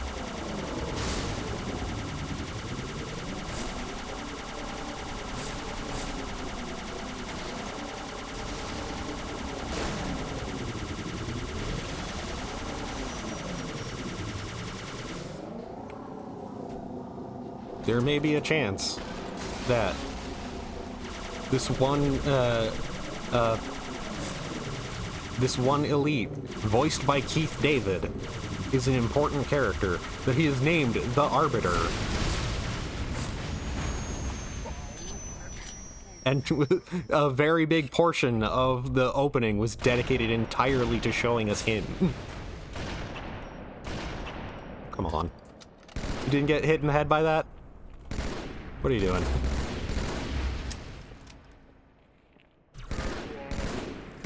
I like how I missed a headshot, and I'm blaming the enemy for it. How dare you not get headshot by me? There's 2 turrets. There. Oh, hopped out. Okay, I did get him the second one.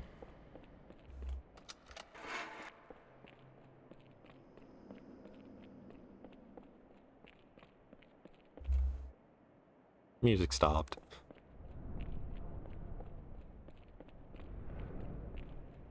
Okay, I didn't blow up all the ghosts.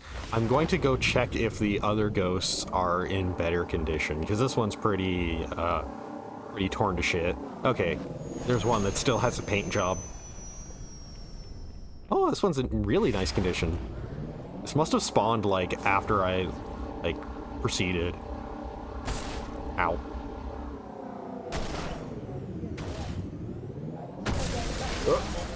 There we go.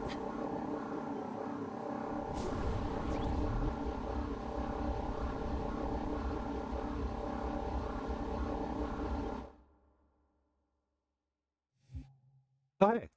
Oh, it's in Metropolis. It must be Metropolis in which the other stuff is. I didn't know that Metropolis... I didn't remember Metropolis and Outskirts being two separate levels.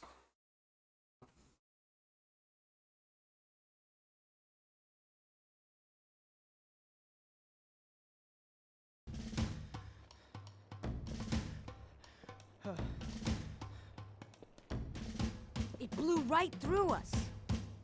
50 cal, rockets, didn't do a thing.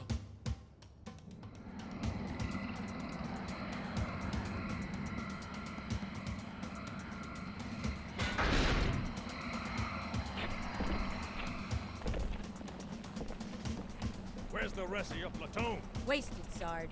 And we will be too, sir, if we don't get the hell out of here. You hit Marine? No, sir. Then listen up. When I joined the Corps, we didn't have any fancy schmancy tanks. We had sticks. 2 sticks and a rock for a whole platoon. And we had to share the rock. Buck up, boy. You're one very lucky Marine. What about that Scarab? We've all run the simulations. They're tough, but they ain't invincible. Stay with the Master Chief. He'll know what to do. Yes, sir, Sergeant. Thanks for the tank. B never gets me anything. Oh, I know what the ladies like.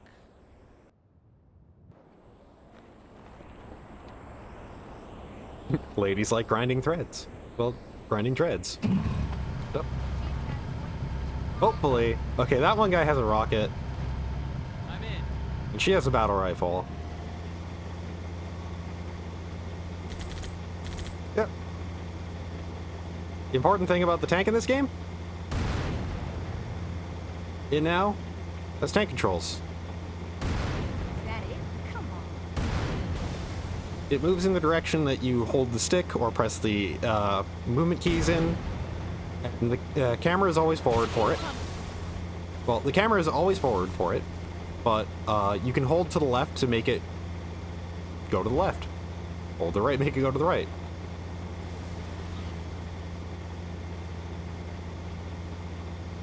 Yeah, it's a lot better than it was in Halo 1 in terms of mobility.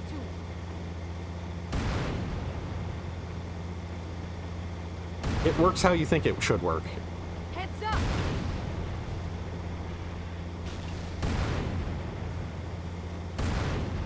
Ghost. Watch yourself. I don't think the ghosts are that much of a problem.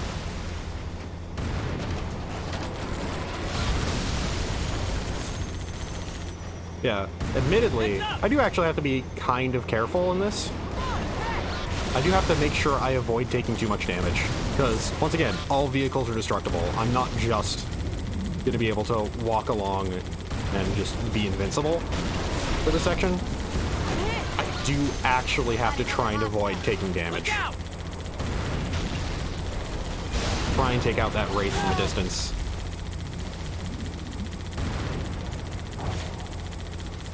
Nice one, soldier. Certainly showed that blockade.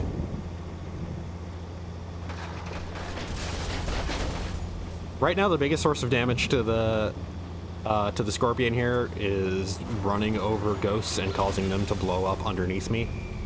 Focus. Okay, everyone be cool. Oh! That one guy just...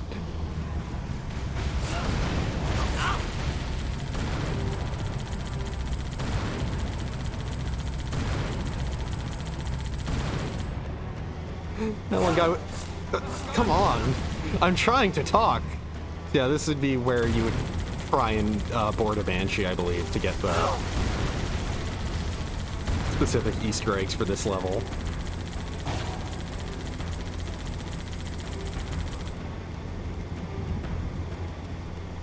I think this is where you would want to. This would be a prime opportunity for it. It might come later in the level, though. Meanwhile, the resolution I'm playing at, sniping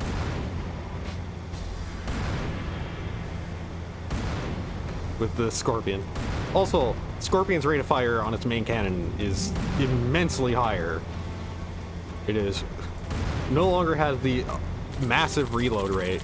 Well, massive, like, delay between firing where you have to wait for, like, 4 ticks before it reloads, basically. It essentially fires 4 times faster.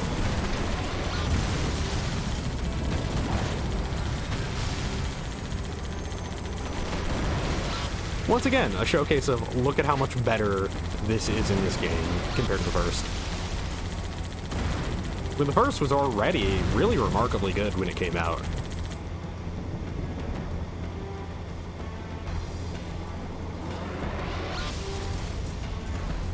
That's quite a welcome party. Yeah, more banshees. Another contact. Almost. The hardest thing, okay, right, that's another thing that you have to do. To board a Banshee, you actually have to kill all of the other soldiers with you. Because they will kill the Banshees before you get to them. So you basically have to kill all your soldiers, you have to hop out of the Scarab, and you have to make sure you try and just get into a Banshee rodeo. Where you are intentionally trying to goad it into flying into you. I think this would be the spot where it's best to do so, because you're forcing it to go into the tunnel. So, yeah. Yeah, it is distinctly a thing that is actually kind of challenging to do. I've never gone for it myself. I might do it off stream to figure out, like, how to. See if it's something that is that I can do consistently enough to show off on stream as a fun little trick. Oh, hello.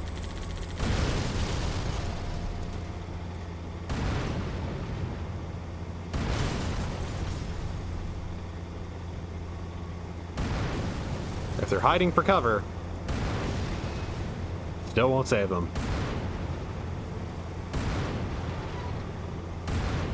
Hey, there's another one!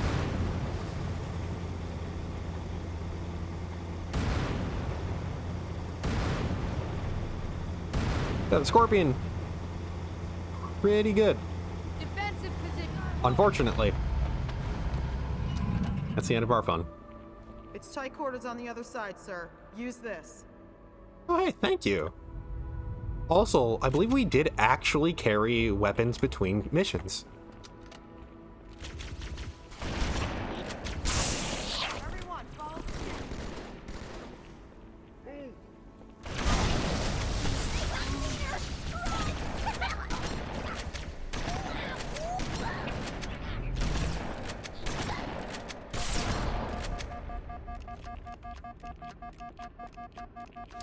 Honestly, a sniper rifle would still serve me incredibly well in here, because it's all just long corridors, a lot of space to just easily line up headshots.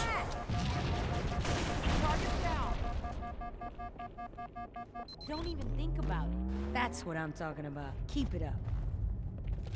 I still have a good amount of ammo in this, so that is another nice thing about being able to swap weapons with NPCs, is the fact that you can effectively means that, like, if that NPC can stay alive for a decent amount of time and follow you, then they are carrying spare weapons for you, because they don't actually use up ammo.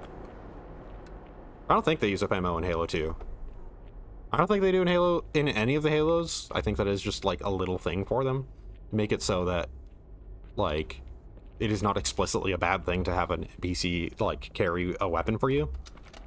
It is not a waste of ammo. Yeah. Effectively, as long as they all follow me and, like, stay alive, they are effectively, Come on now! just a walking inventory for me.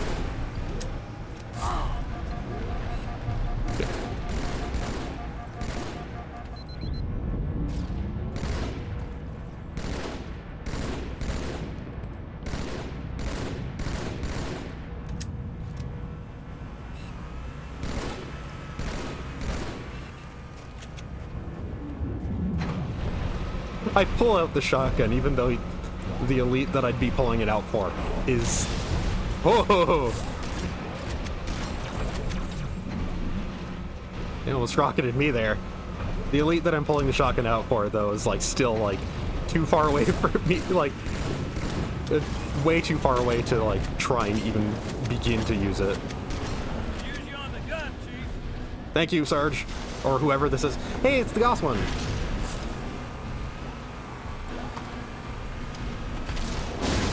Goss cannon. This was PC only originally in Halo 1 because it was the thing that they could not finish in time. Yeah. That was an accident, Chief. It's what it looks like. It's a railgun Let's move up. attached to the back of the Warthog. It rules. It's nowhere near as strong as the rounds the tank fires, but a hell of a lot faster rate of fire, and it's attached to a much more mobile machine. And once again, because of the fact that it's a railgun, you can snipe with it.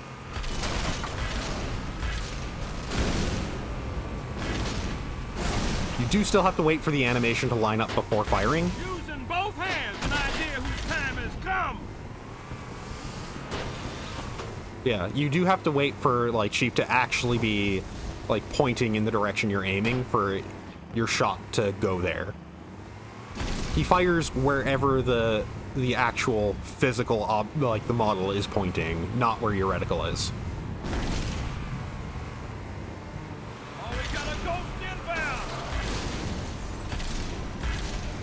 The hardest thing of being the gunner for this is the driver himself. Yeah, these things are a bit squirrely, but come on.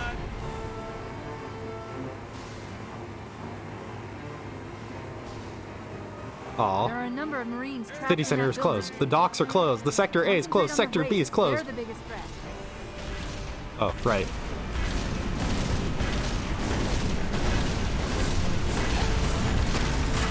Oh. Yeah, you can tell this is an especially fun co-op mission because it's all built around vehicles. Scorpion section, you know, your co-op partner has a rocket launcher, you drive the actual Scorpion itself. This section, you know, you're relying on your partner either to drive or be in one of the other Warthogs as another gunner.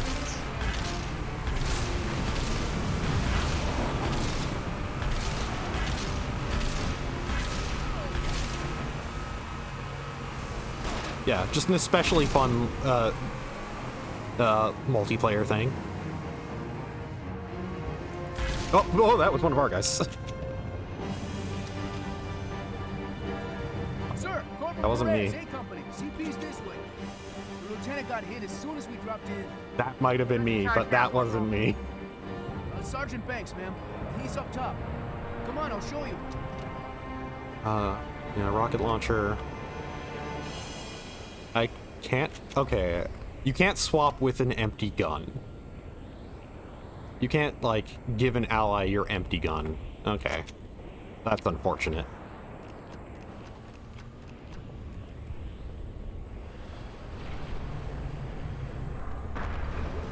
When I asked for reinforcements, I didn't think they'd send a Spartan. We got trouble.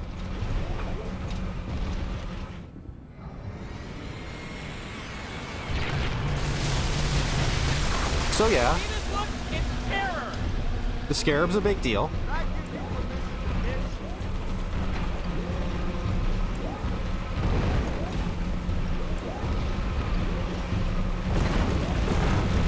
I don't think it's stopping. Get your head down.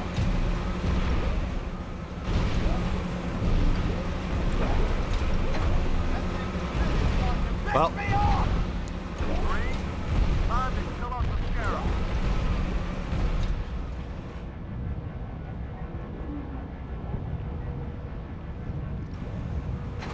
Metal Gear over there just decided it would not even bother. Why even bother with the small fry like us? Just keep walking and going.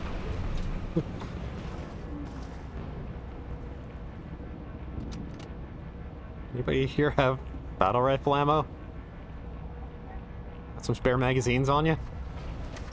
Please? I only have the shotgun and it's a really close range.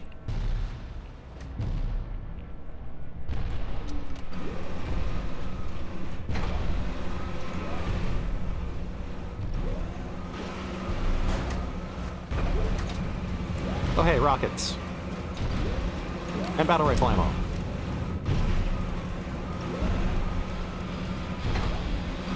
I'm not gonna use the rockets because this is close range now. Yep, this is how you take out the scarab. You board it. Shit. Could be.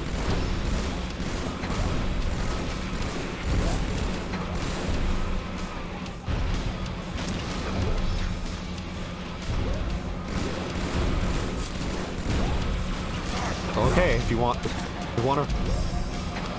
try it.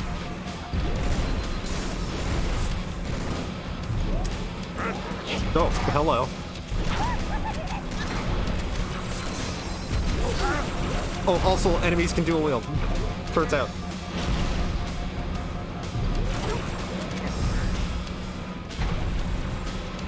I do like that they shoot your corpse. It is a really fun touch. Keep up the pace! That's alright, I wish I had more shotgun ammo.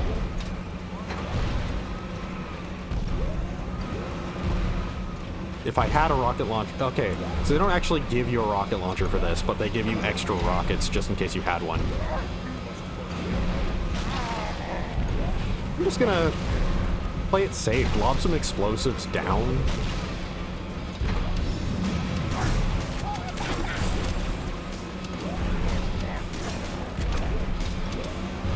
Whoop. Haha. Which side am I on?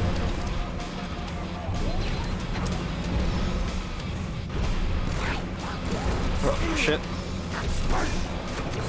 They found me.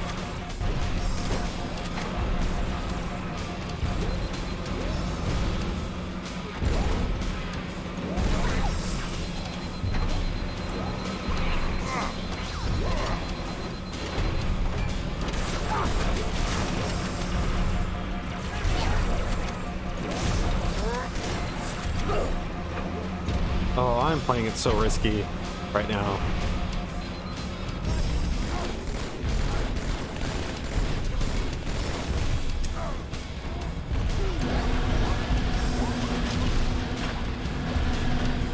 Okay, I think that's all of them.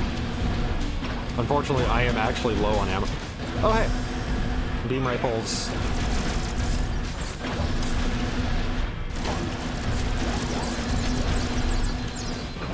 Whoa.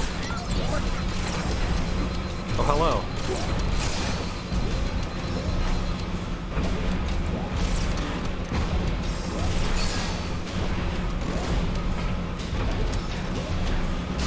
Haha. Can't go any further this way. We had it trapped. Is that... Yeah, I think that is the level itself. It is just a one long vehicle section, then jump on the scarab.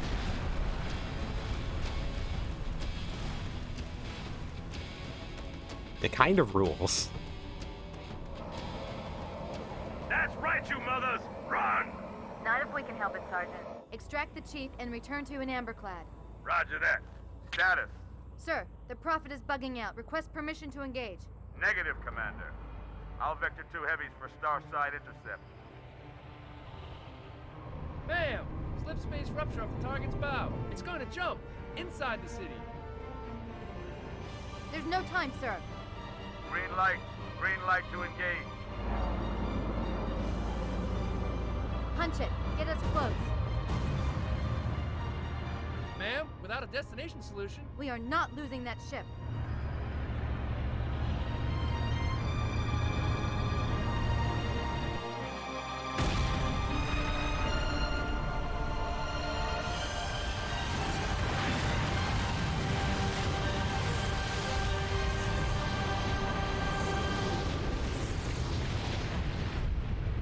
Yeah, slip space jump like that is a pretty big deal.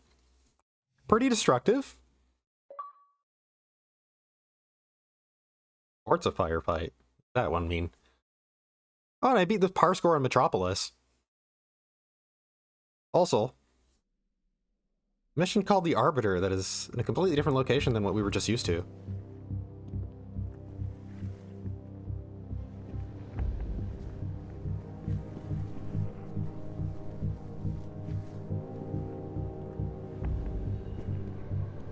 How much further must we heft this baggage? Any cell will do? Why not toss it in with this lot? They could use the meat. Hell, what about us? My belly aches. His flesh is seared just the way I like it. Quiet! To whimper like grunts fresh off the teeth. He's not meant for James. The hierarchs have something special in mind.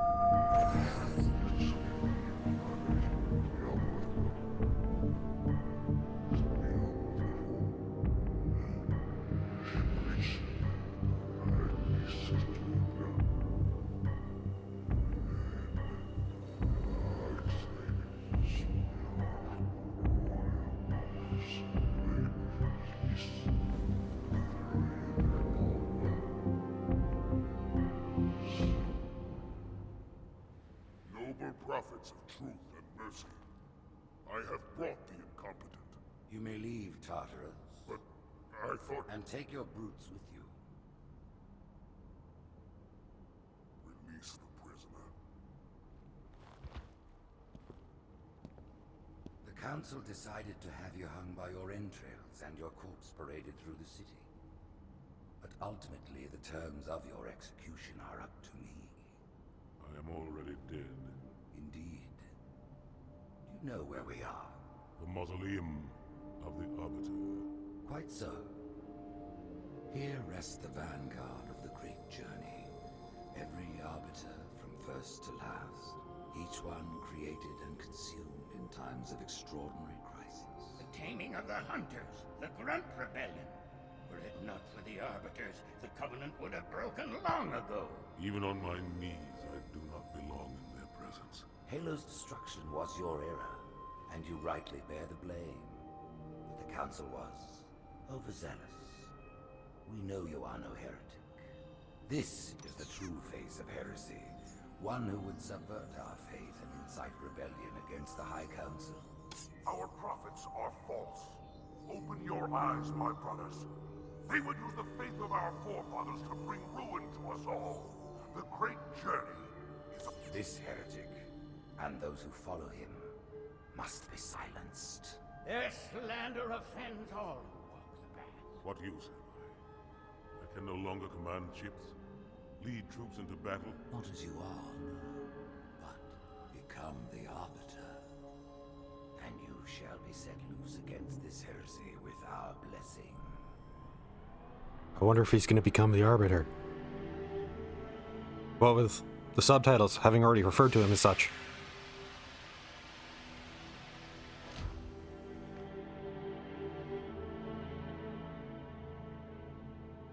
What of the Council? The tasks you must undertake as the Arbiter are perilous, suicidal. You will die, as each Arbiter has before you. The Council will have their corpse.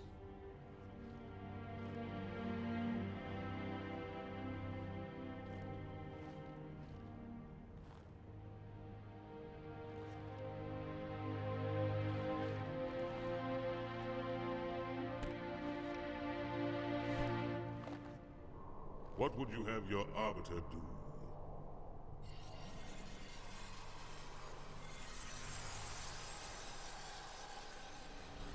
When we joined the Covenant, we took an oath. According to our station, all without exception. On the blood of our fathers, on the blood of our sons, we swore to uphold the Covenant. Even to our dying breath. Those who would break this oath are heretics, worthy of neither pity nor mercy. Even now, they use our Lord's creations to broadcast their lives. We shall grind them into dust. And continue our march to glorious salvation. There was a lot more to those subtitles than was actually said. This This armor suits you, but it cannot hide that mark. Nothing ever will. You are the Arbiter, the will of the prophets. But these are my elites. Their lives matter to me, yours does not. That makes two of us.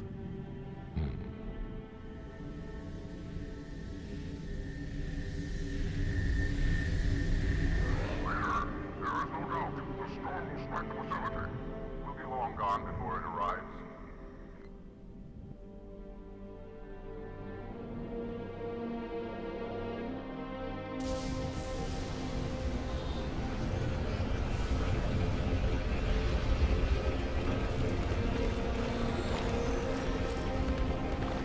Warriors, prepare for combat. So yeah, with the sudden big focus We are of the arm of the prophets, Arbiter. And the you are the blade. the Covenant side of stuff and seeing their side of the story, Without incident. you get to play as the Arbiter, which was a very big sticking point for a lot of people. People really hated that the game stopped having you play as Master Chief. Just because, well, why would I want to play this Arbiter guy? I want to play as Master Chief. Which, I'm not going to lie, that seems kind of silly in retrospect.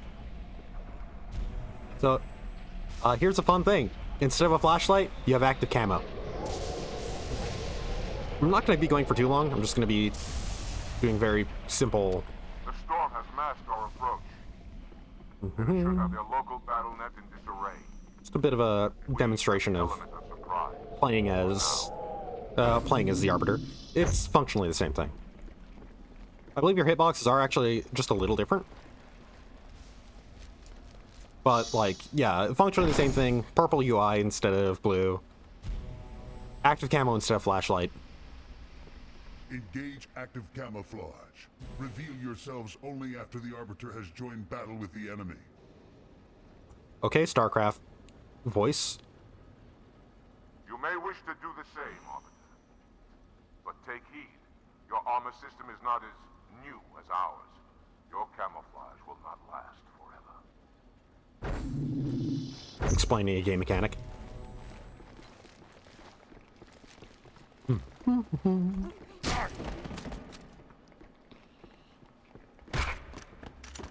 Gonna go around punching a bunch of heretics.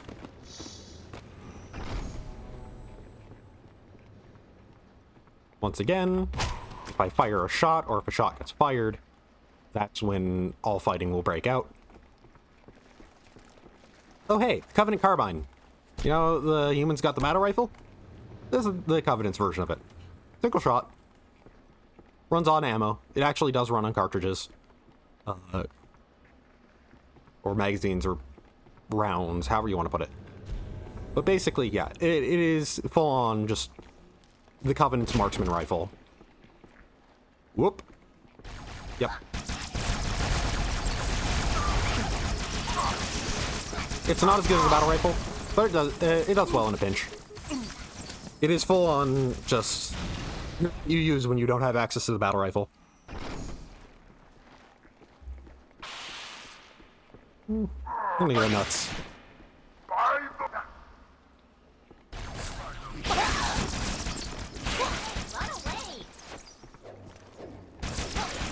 Yeah, there is a level, like I said, of there's a certain like little bit of silliness to me about the idea of like people complaining about the Arbiter sections.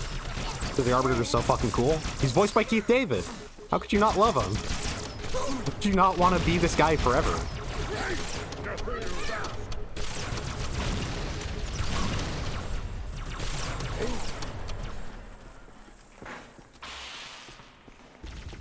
Our foes multiply.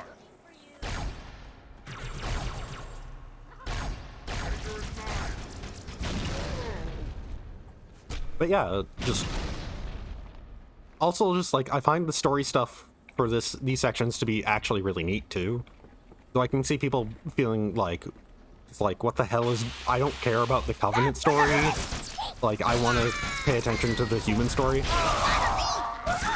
Meanwhile, Bungie's like we are making a sci-fi space epic with all sorts of mystical elements going on and everything is just wild. And just a lot of people not really catching on to that yet.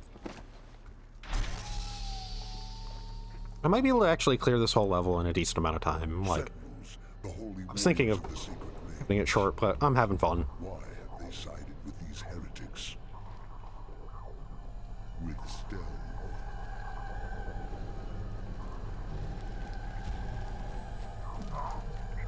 How long do you plan on hiding, coward? Defend us. Yeah. Sentinels from late last game are already enemies here. Arbiter, clear the hangar and open its doors so I may drop the second lance.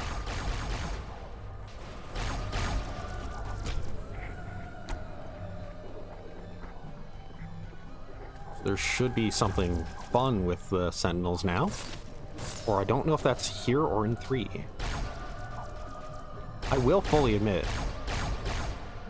like, as I've admitted many times, or as much as I'm sounding like was talking like an expert, there we go. Okay, it is in this. Hey, you can get the Sentinel's weapon, the Sentinel beam. When you blow up a Sentinel, it drops it. It's a laser. It does good against shields. That's basically it. It's not the greatest. Not the greatest in terms of, like, burst damage capabilities, but hey, it exists. That's fun. The Sentinels now function as another form of ammo refresh if you kill them.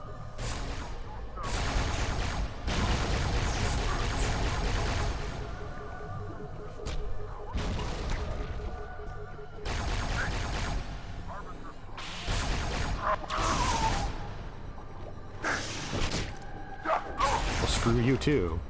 Not dying to my first slash.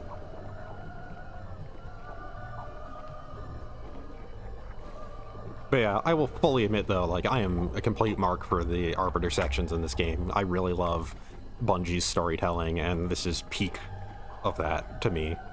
Like, this is Bungie's style of storytelling. This is stuff they really want to do. Whole ton of proper nouns being thrown about, like, referring to everything as the blank. That is Bungie to me. It gets even more so in Destiny.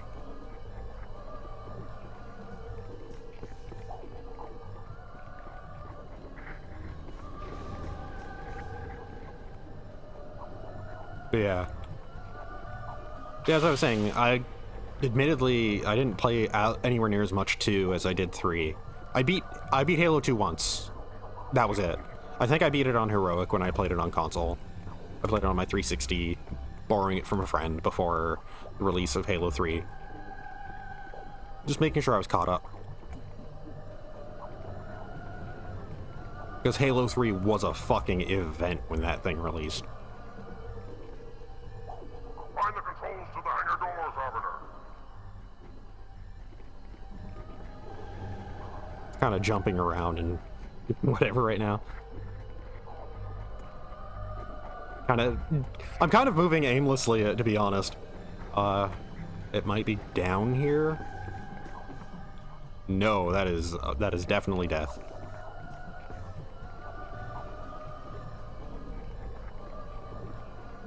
You know what? Oh, complete different music too.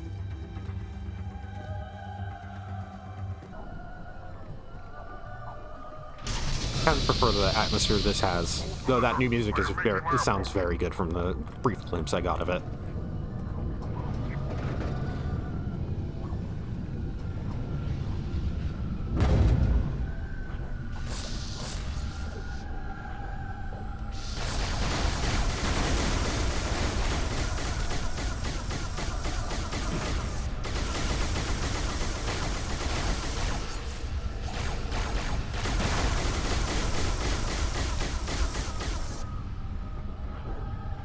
Aha, crouch jumping everywhere. Crouch jumping is so easy in this version because it's not clicking in a stick. It's just holding control.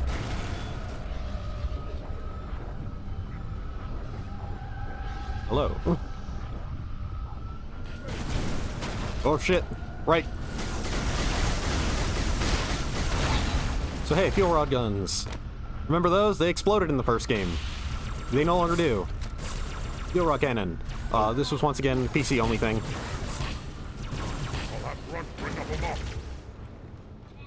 just because it was unfinished in the original. Another weapon that was like that was the flamethrower.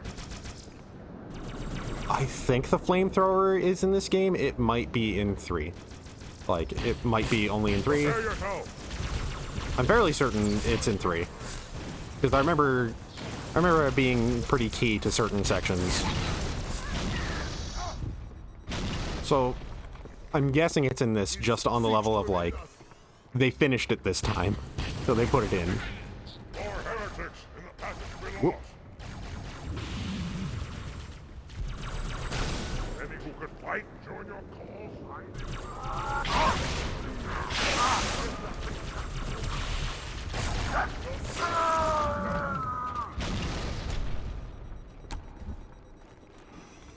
One of those weird things about getting used to playing the Arbiter is the fact that you do have the active camo that you can just toggle. Like, well, you can't toggle it. You turn it on and then it's on. It's on until it runs out. He had guys with him. He was smart. He was smarter than I expected.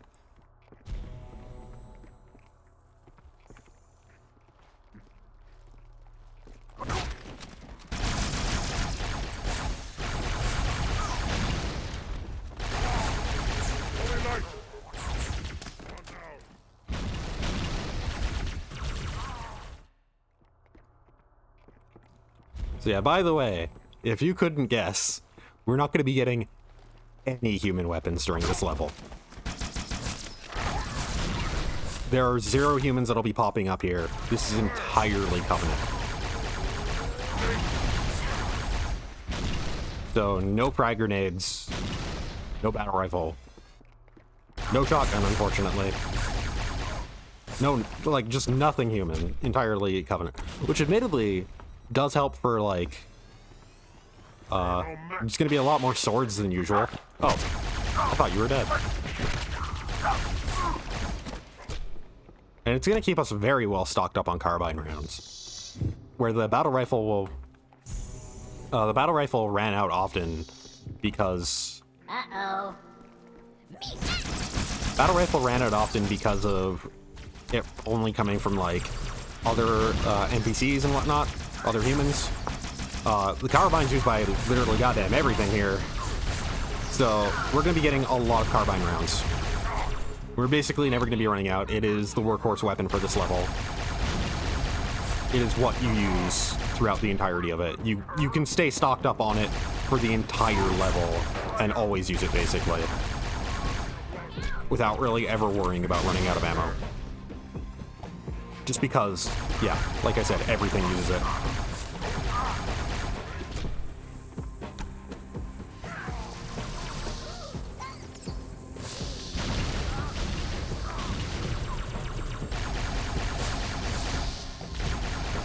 By the way, I didn't comment on it, but yeah, isn't it pretty weird that, hey, these heretics have the Sentinels working for them? The Sentinels are explicitly, like, part of Halo's defenses.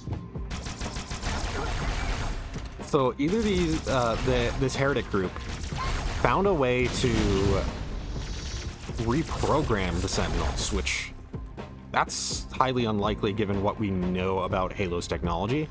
That the Covenant still don't completely understand it. That the Covenant don't completely understand the Forerunner tech that they're dealing with.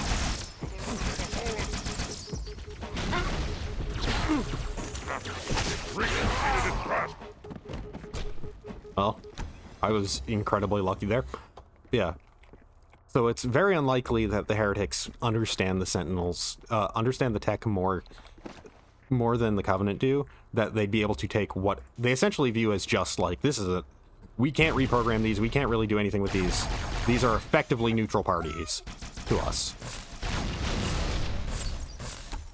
So yeah, there's just kind of that looming question of like, why are the Sentinels working with the heretics?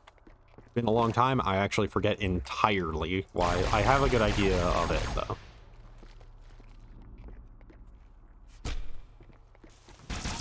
pretty sure I remember the reason why from a story standpoint, just not the in-game cutscenes or the reason why.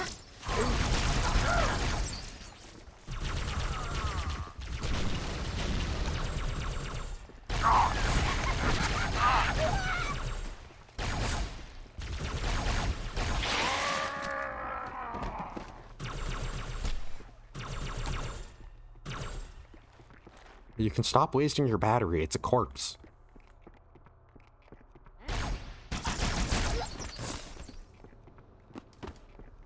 Okay. I'll reload my, quote-unquote, reload my sword by picking up a new one. No, it didn't kill him. They were smart, they slept with their backs to the walls. The smartest grunts in the entire franchise.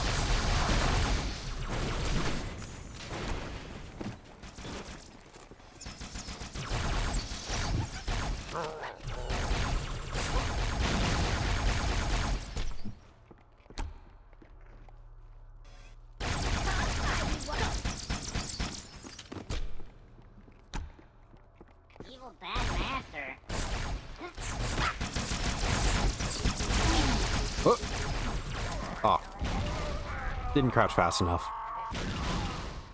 I did get him with the grenade, at least. It stuck him in death.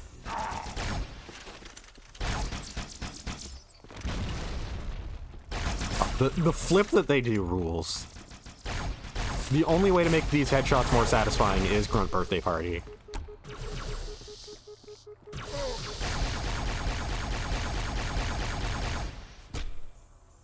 So the Sentinel Beam guys are admittedly not much of a danger on their own.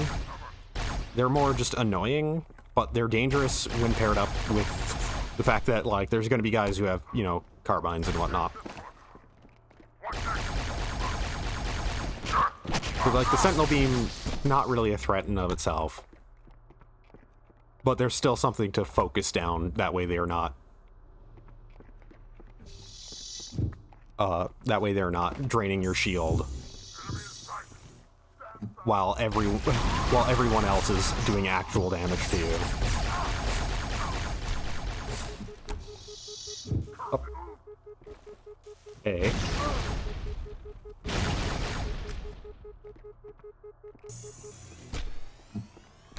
I will say, the purple, admittedly makes the motion tracker a bit hard to use. The purple UI. Oh, hey. Deal with him, my brothers. I will defend the Oracle. Its truth must not be silenced. Oh, hey. There's a bit of a hint at something going on. They have their own Oracle, and that's the reason why they're opposing the Prophets. The heretics are mobilizing their air forces, Arbiter. Get after their leader, but watch your back. I'm sending one of our bandits to support you.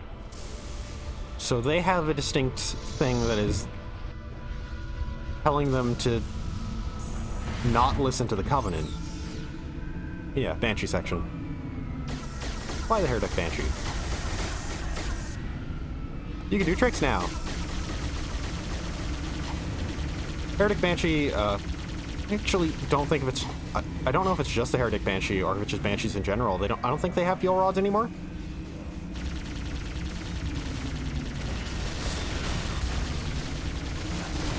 But they have boosters, and they can do tricks. The direction that you're holding when you are, when you press the air brake button twice, what would be the air brake button on the, well, the emergency brake button on, like, the Warthog and whatnot. If you double tap that, so jump. Oh, hell yeah.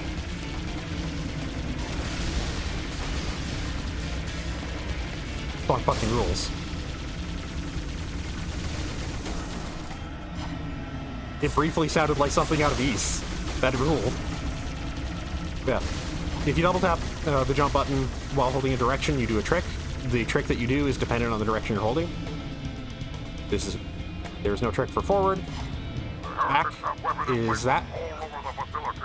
That's side to side. Good for evasive maneuvers, especially in combat with other Banshees. That especially allows you to position yourself higher and stop yourself from moving. Yeah, this is almost full on going east in terms of music.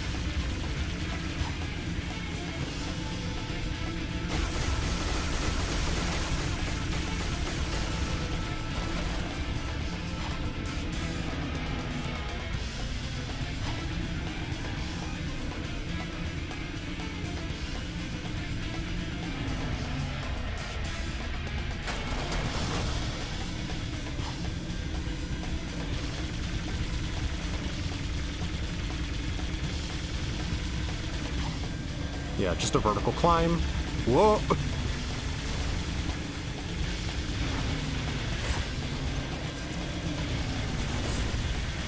Good evasive, and allows you to just do a vertical climb.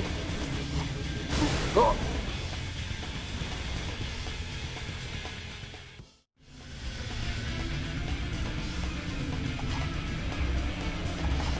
Keep doing that. Get more height. And then strafe it.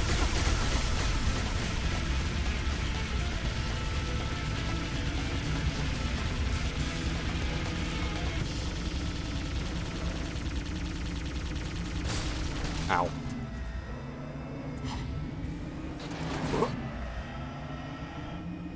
Oh, hi. My cat is here. Pretty sure he wants his food or his water.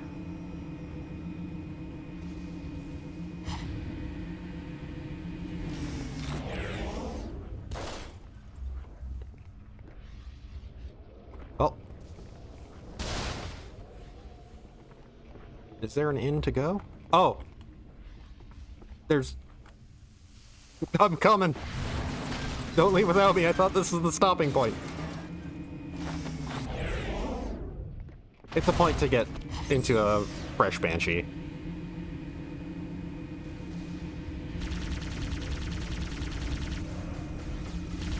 Okay, they took care of that easily enough. No sign of the heretic leader or his band. We must keep searching.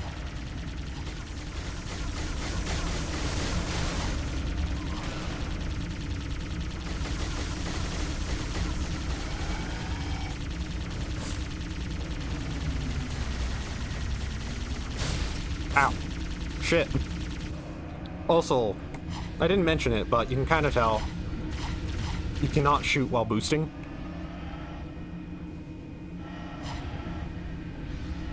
Boosting just automatically takes over and interrupts it.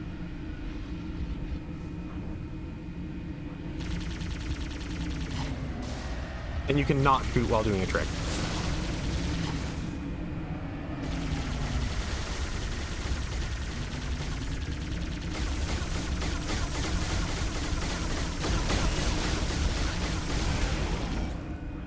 I should probably stop flying in front of my Phantoms supporting fire.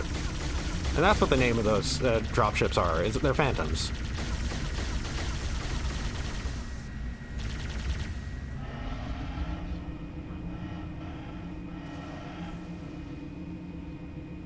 Is this where we originally started? It looks like it is not. So this is probably where we need to go.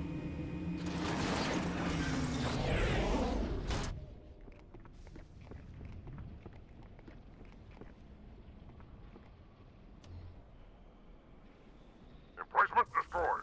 Heading to the next target. Wait. The next target not here? We've tracked the heretic leader to this part of the station. Okay. Clear that landing zone and get inside.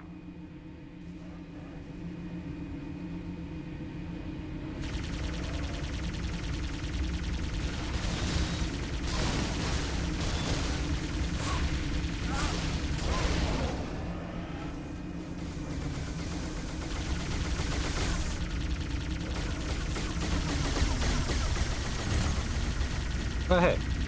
Got another challenge done. Car alarm. Well, okay, those definitely pop up in the game. God, they got good armor. Pretty sure that one was a gold one.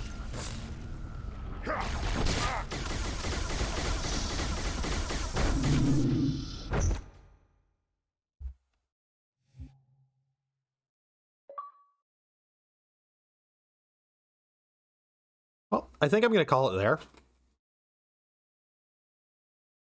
Because, you know, it is almost 1 in the morning, and my cat does want his food and water.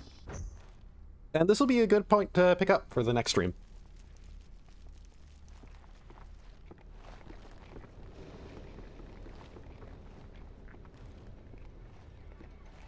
What is it? That stench. I've smelled it before. I know that guy with the 2 missing mandibles. I know that he's actually, like, a named character. Like, he's actually named and kind of important. I forget if he pops up in any of the other games. But yeah. So, that was first stream of Halo 2. And yeah. A very fun time, because Halo 2 rules. The Halo just keeps getting better till it doesn't. It keeps getting better till Bungie stops making them. In terms of campaigns, at least. I will admit, I personally prefer 3 and ODST over Reach. But, like, that's because I think Reach is a bit too linear in terms of a lot of its design. But we'll get there when we get there. Because I fucking love this franchise. But yeah. Thank you to anybody who joined in over the course of that. As usual. And I will be playing tomorrow, technically later today, Friday, hopefully starting around 7 p.m. Hopefully I don't have anything that makes me go super out of the way that I have to do beforehand. But yeah, I will be continuing where I left off today, later, and doing a lot more Halo 2. Because this game rules. This is where Halo kicks it into overdrive and really establishes that this series is one of the biggest shooters out there, and that Bungie goes from making a really great and neat shooter to some of the best of all time. So yeah. Anyways, as I keep saying, thank you all for tuning in, and yeah, catch you all next time.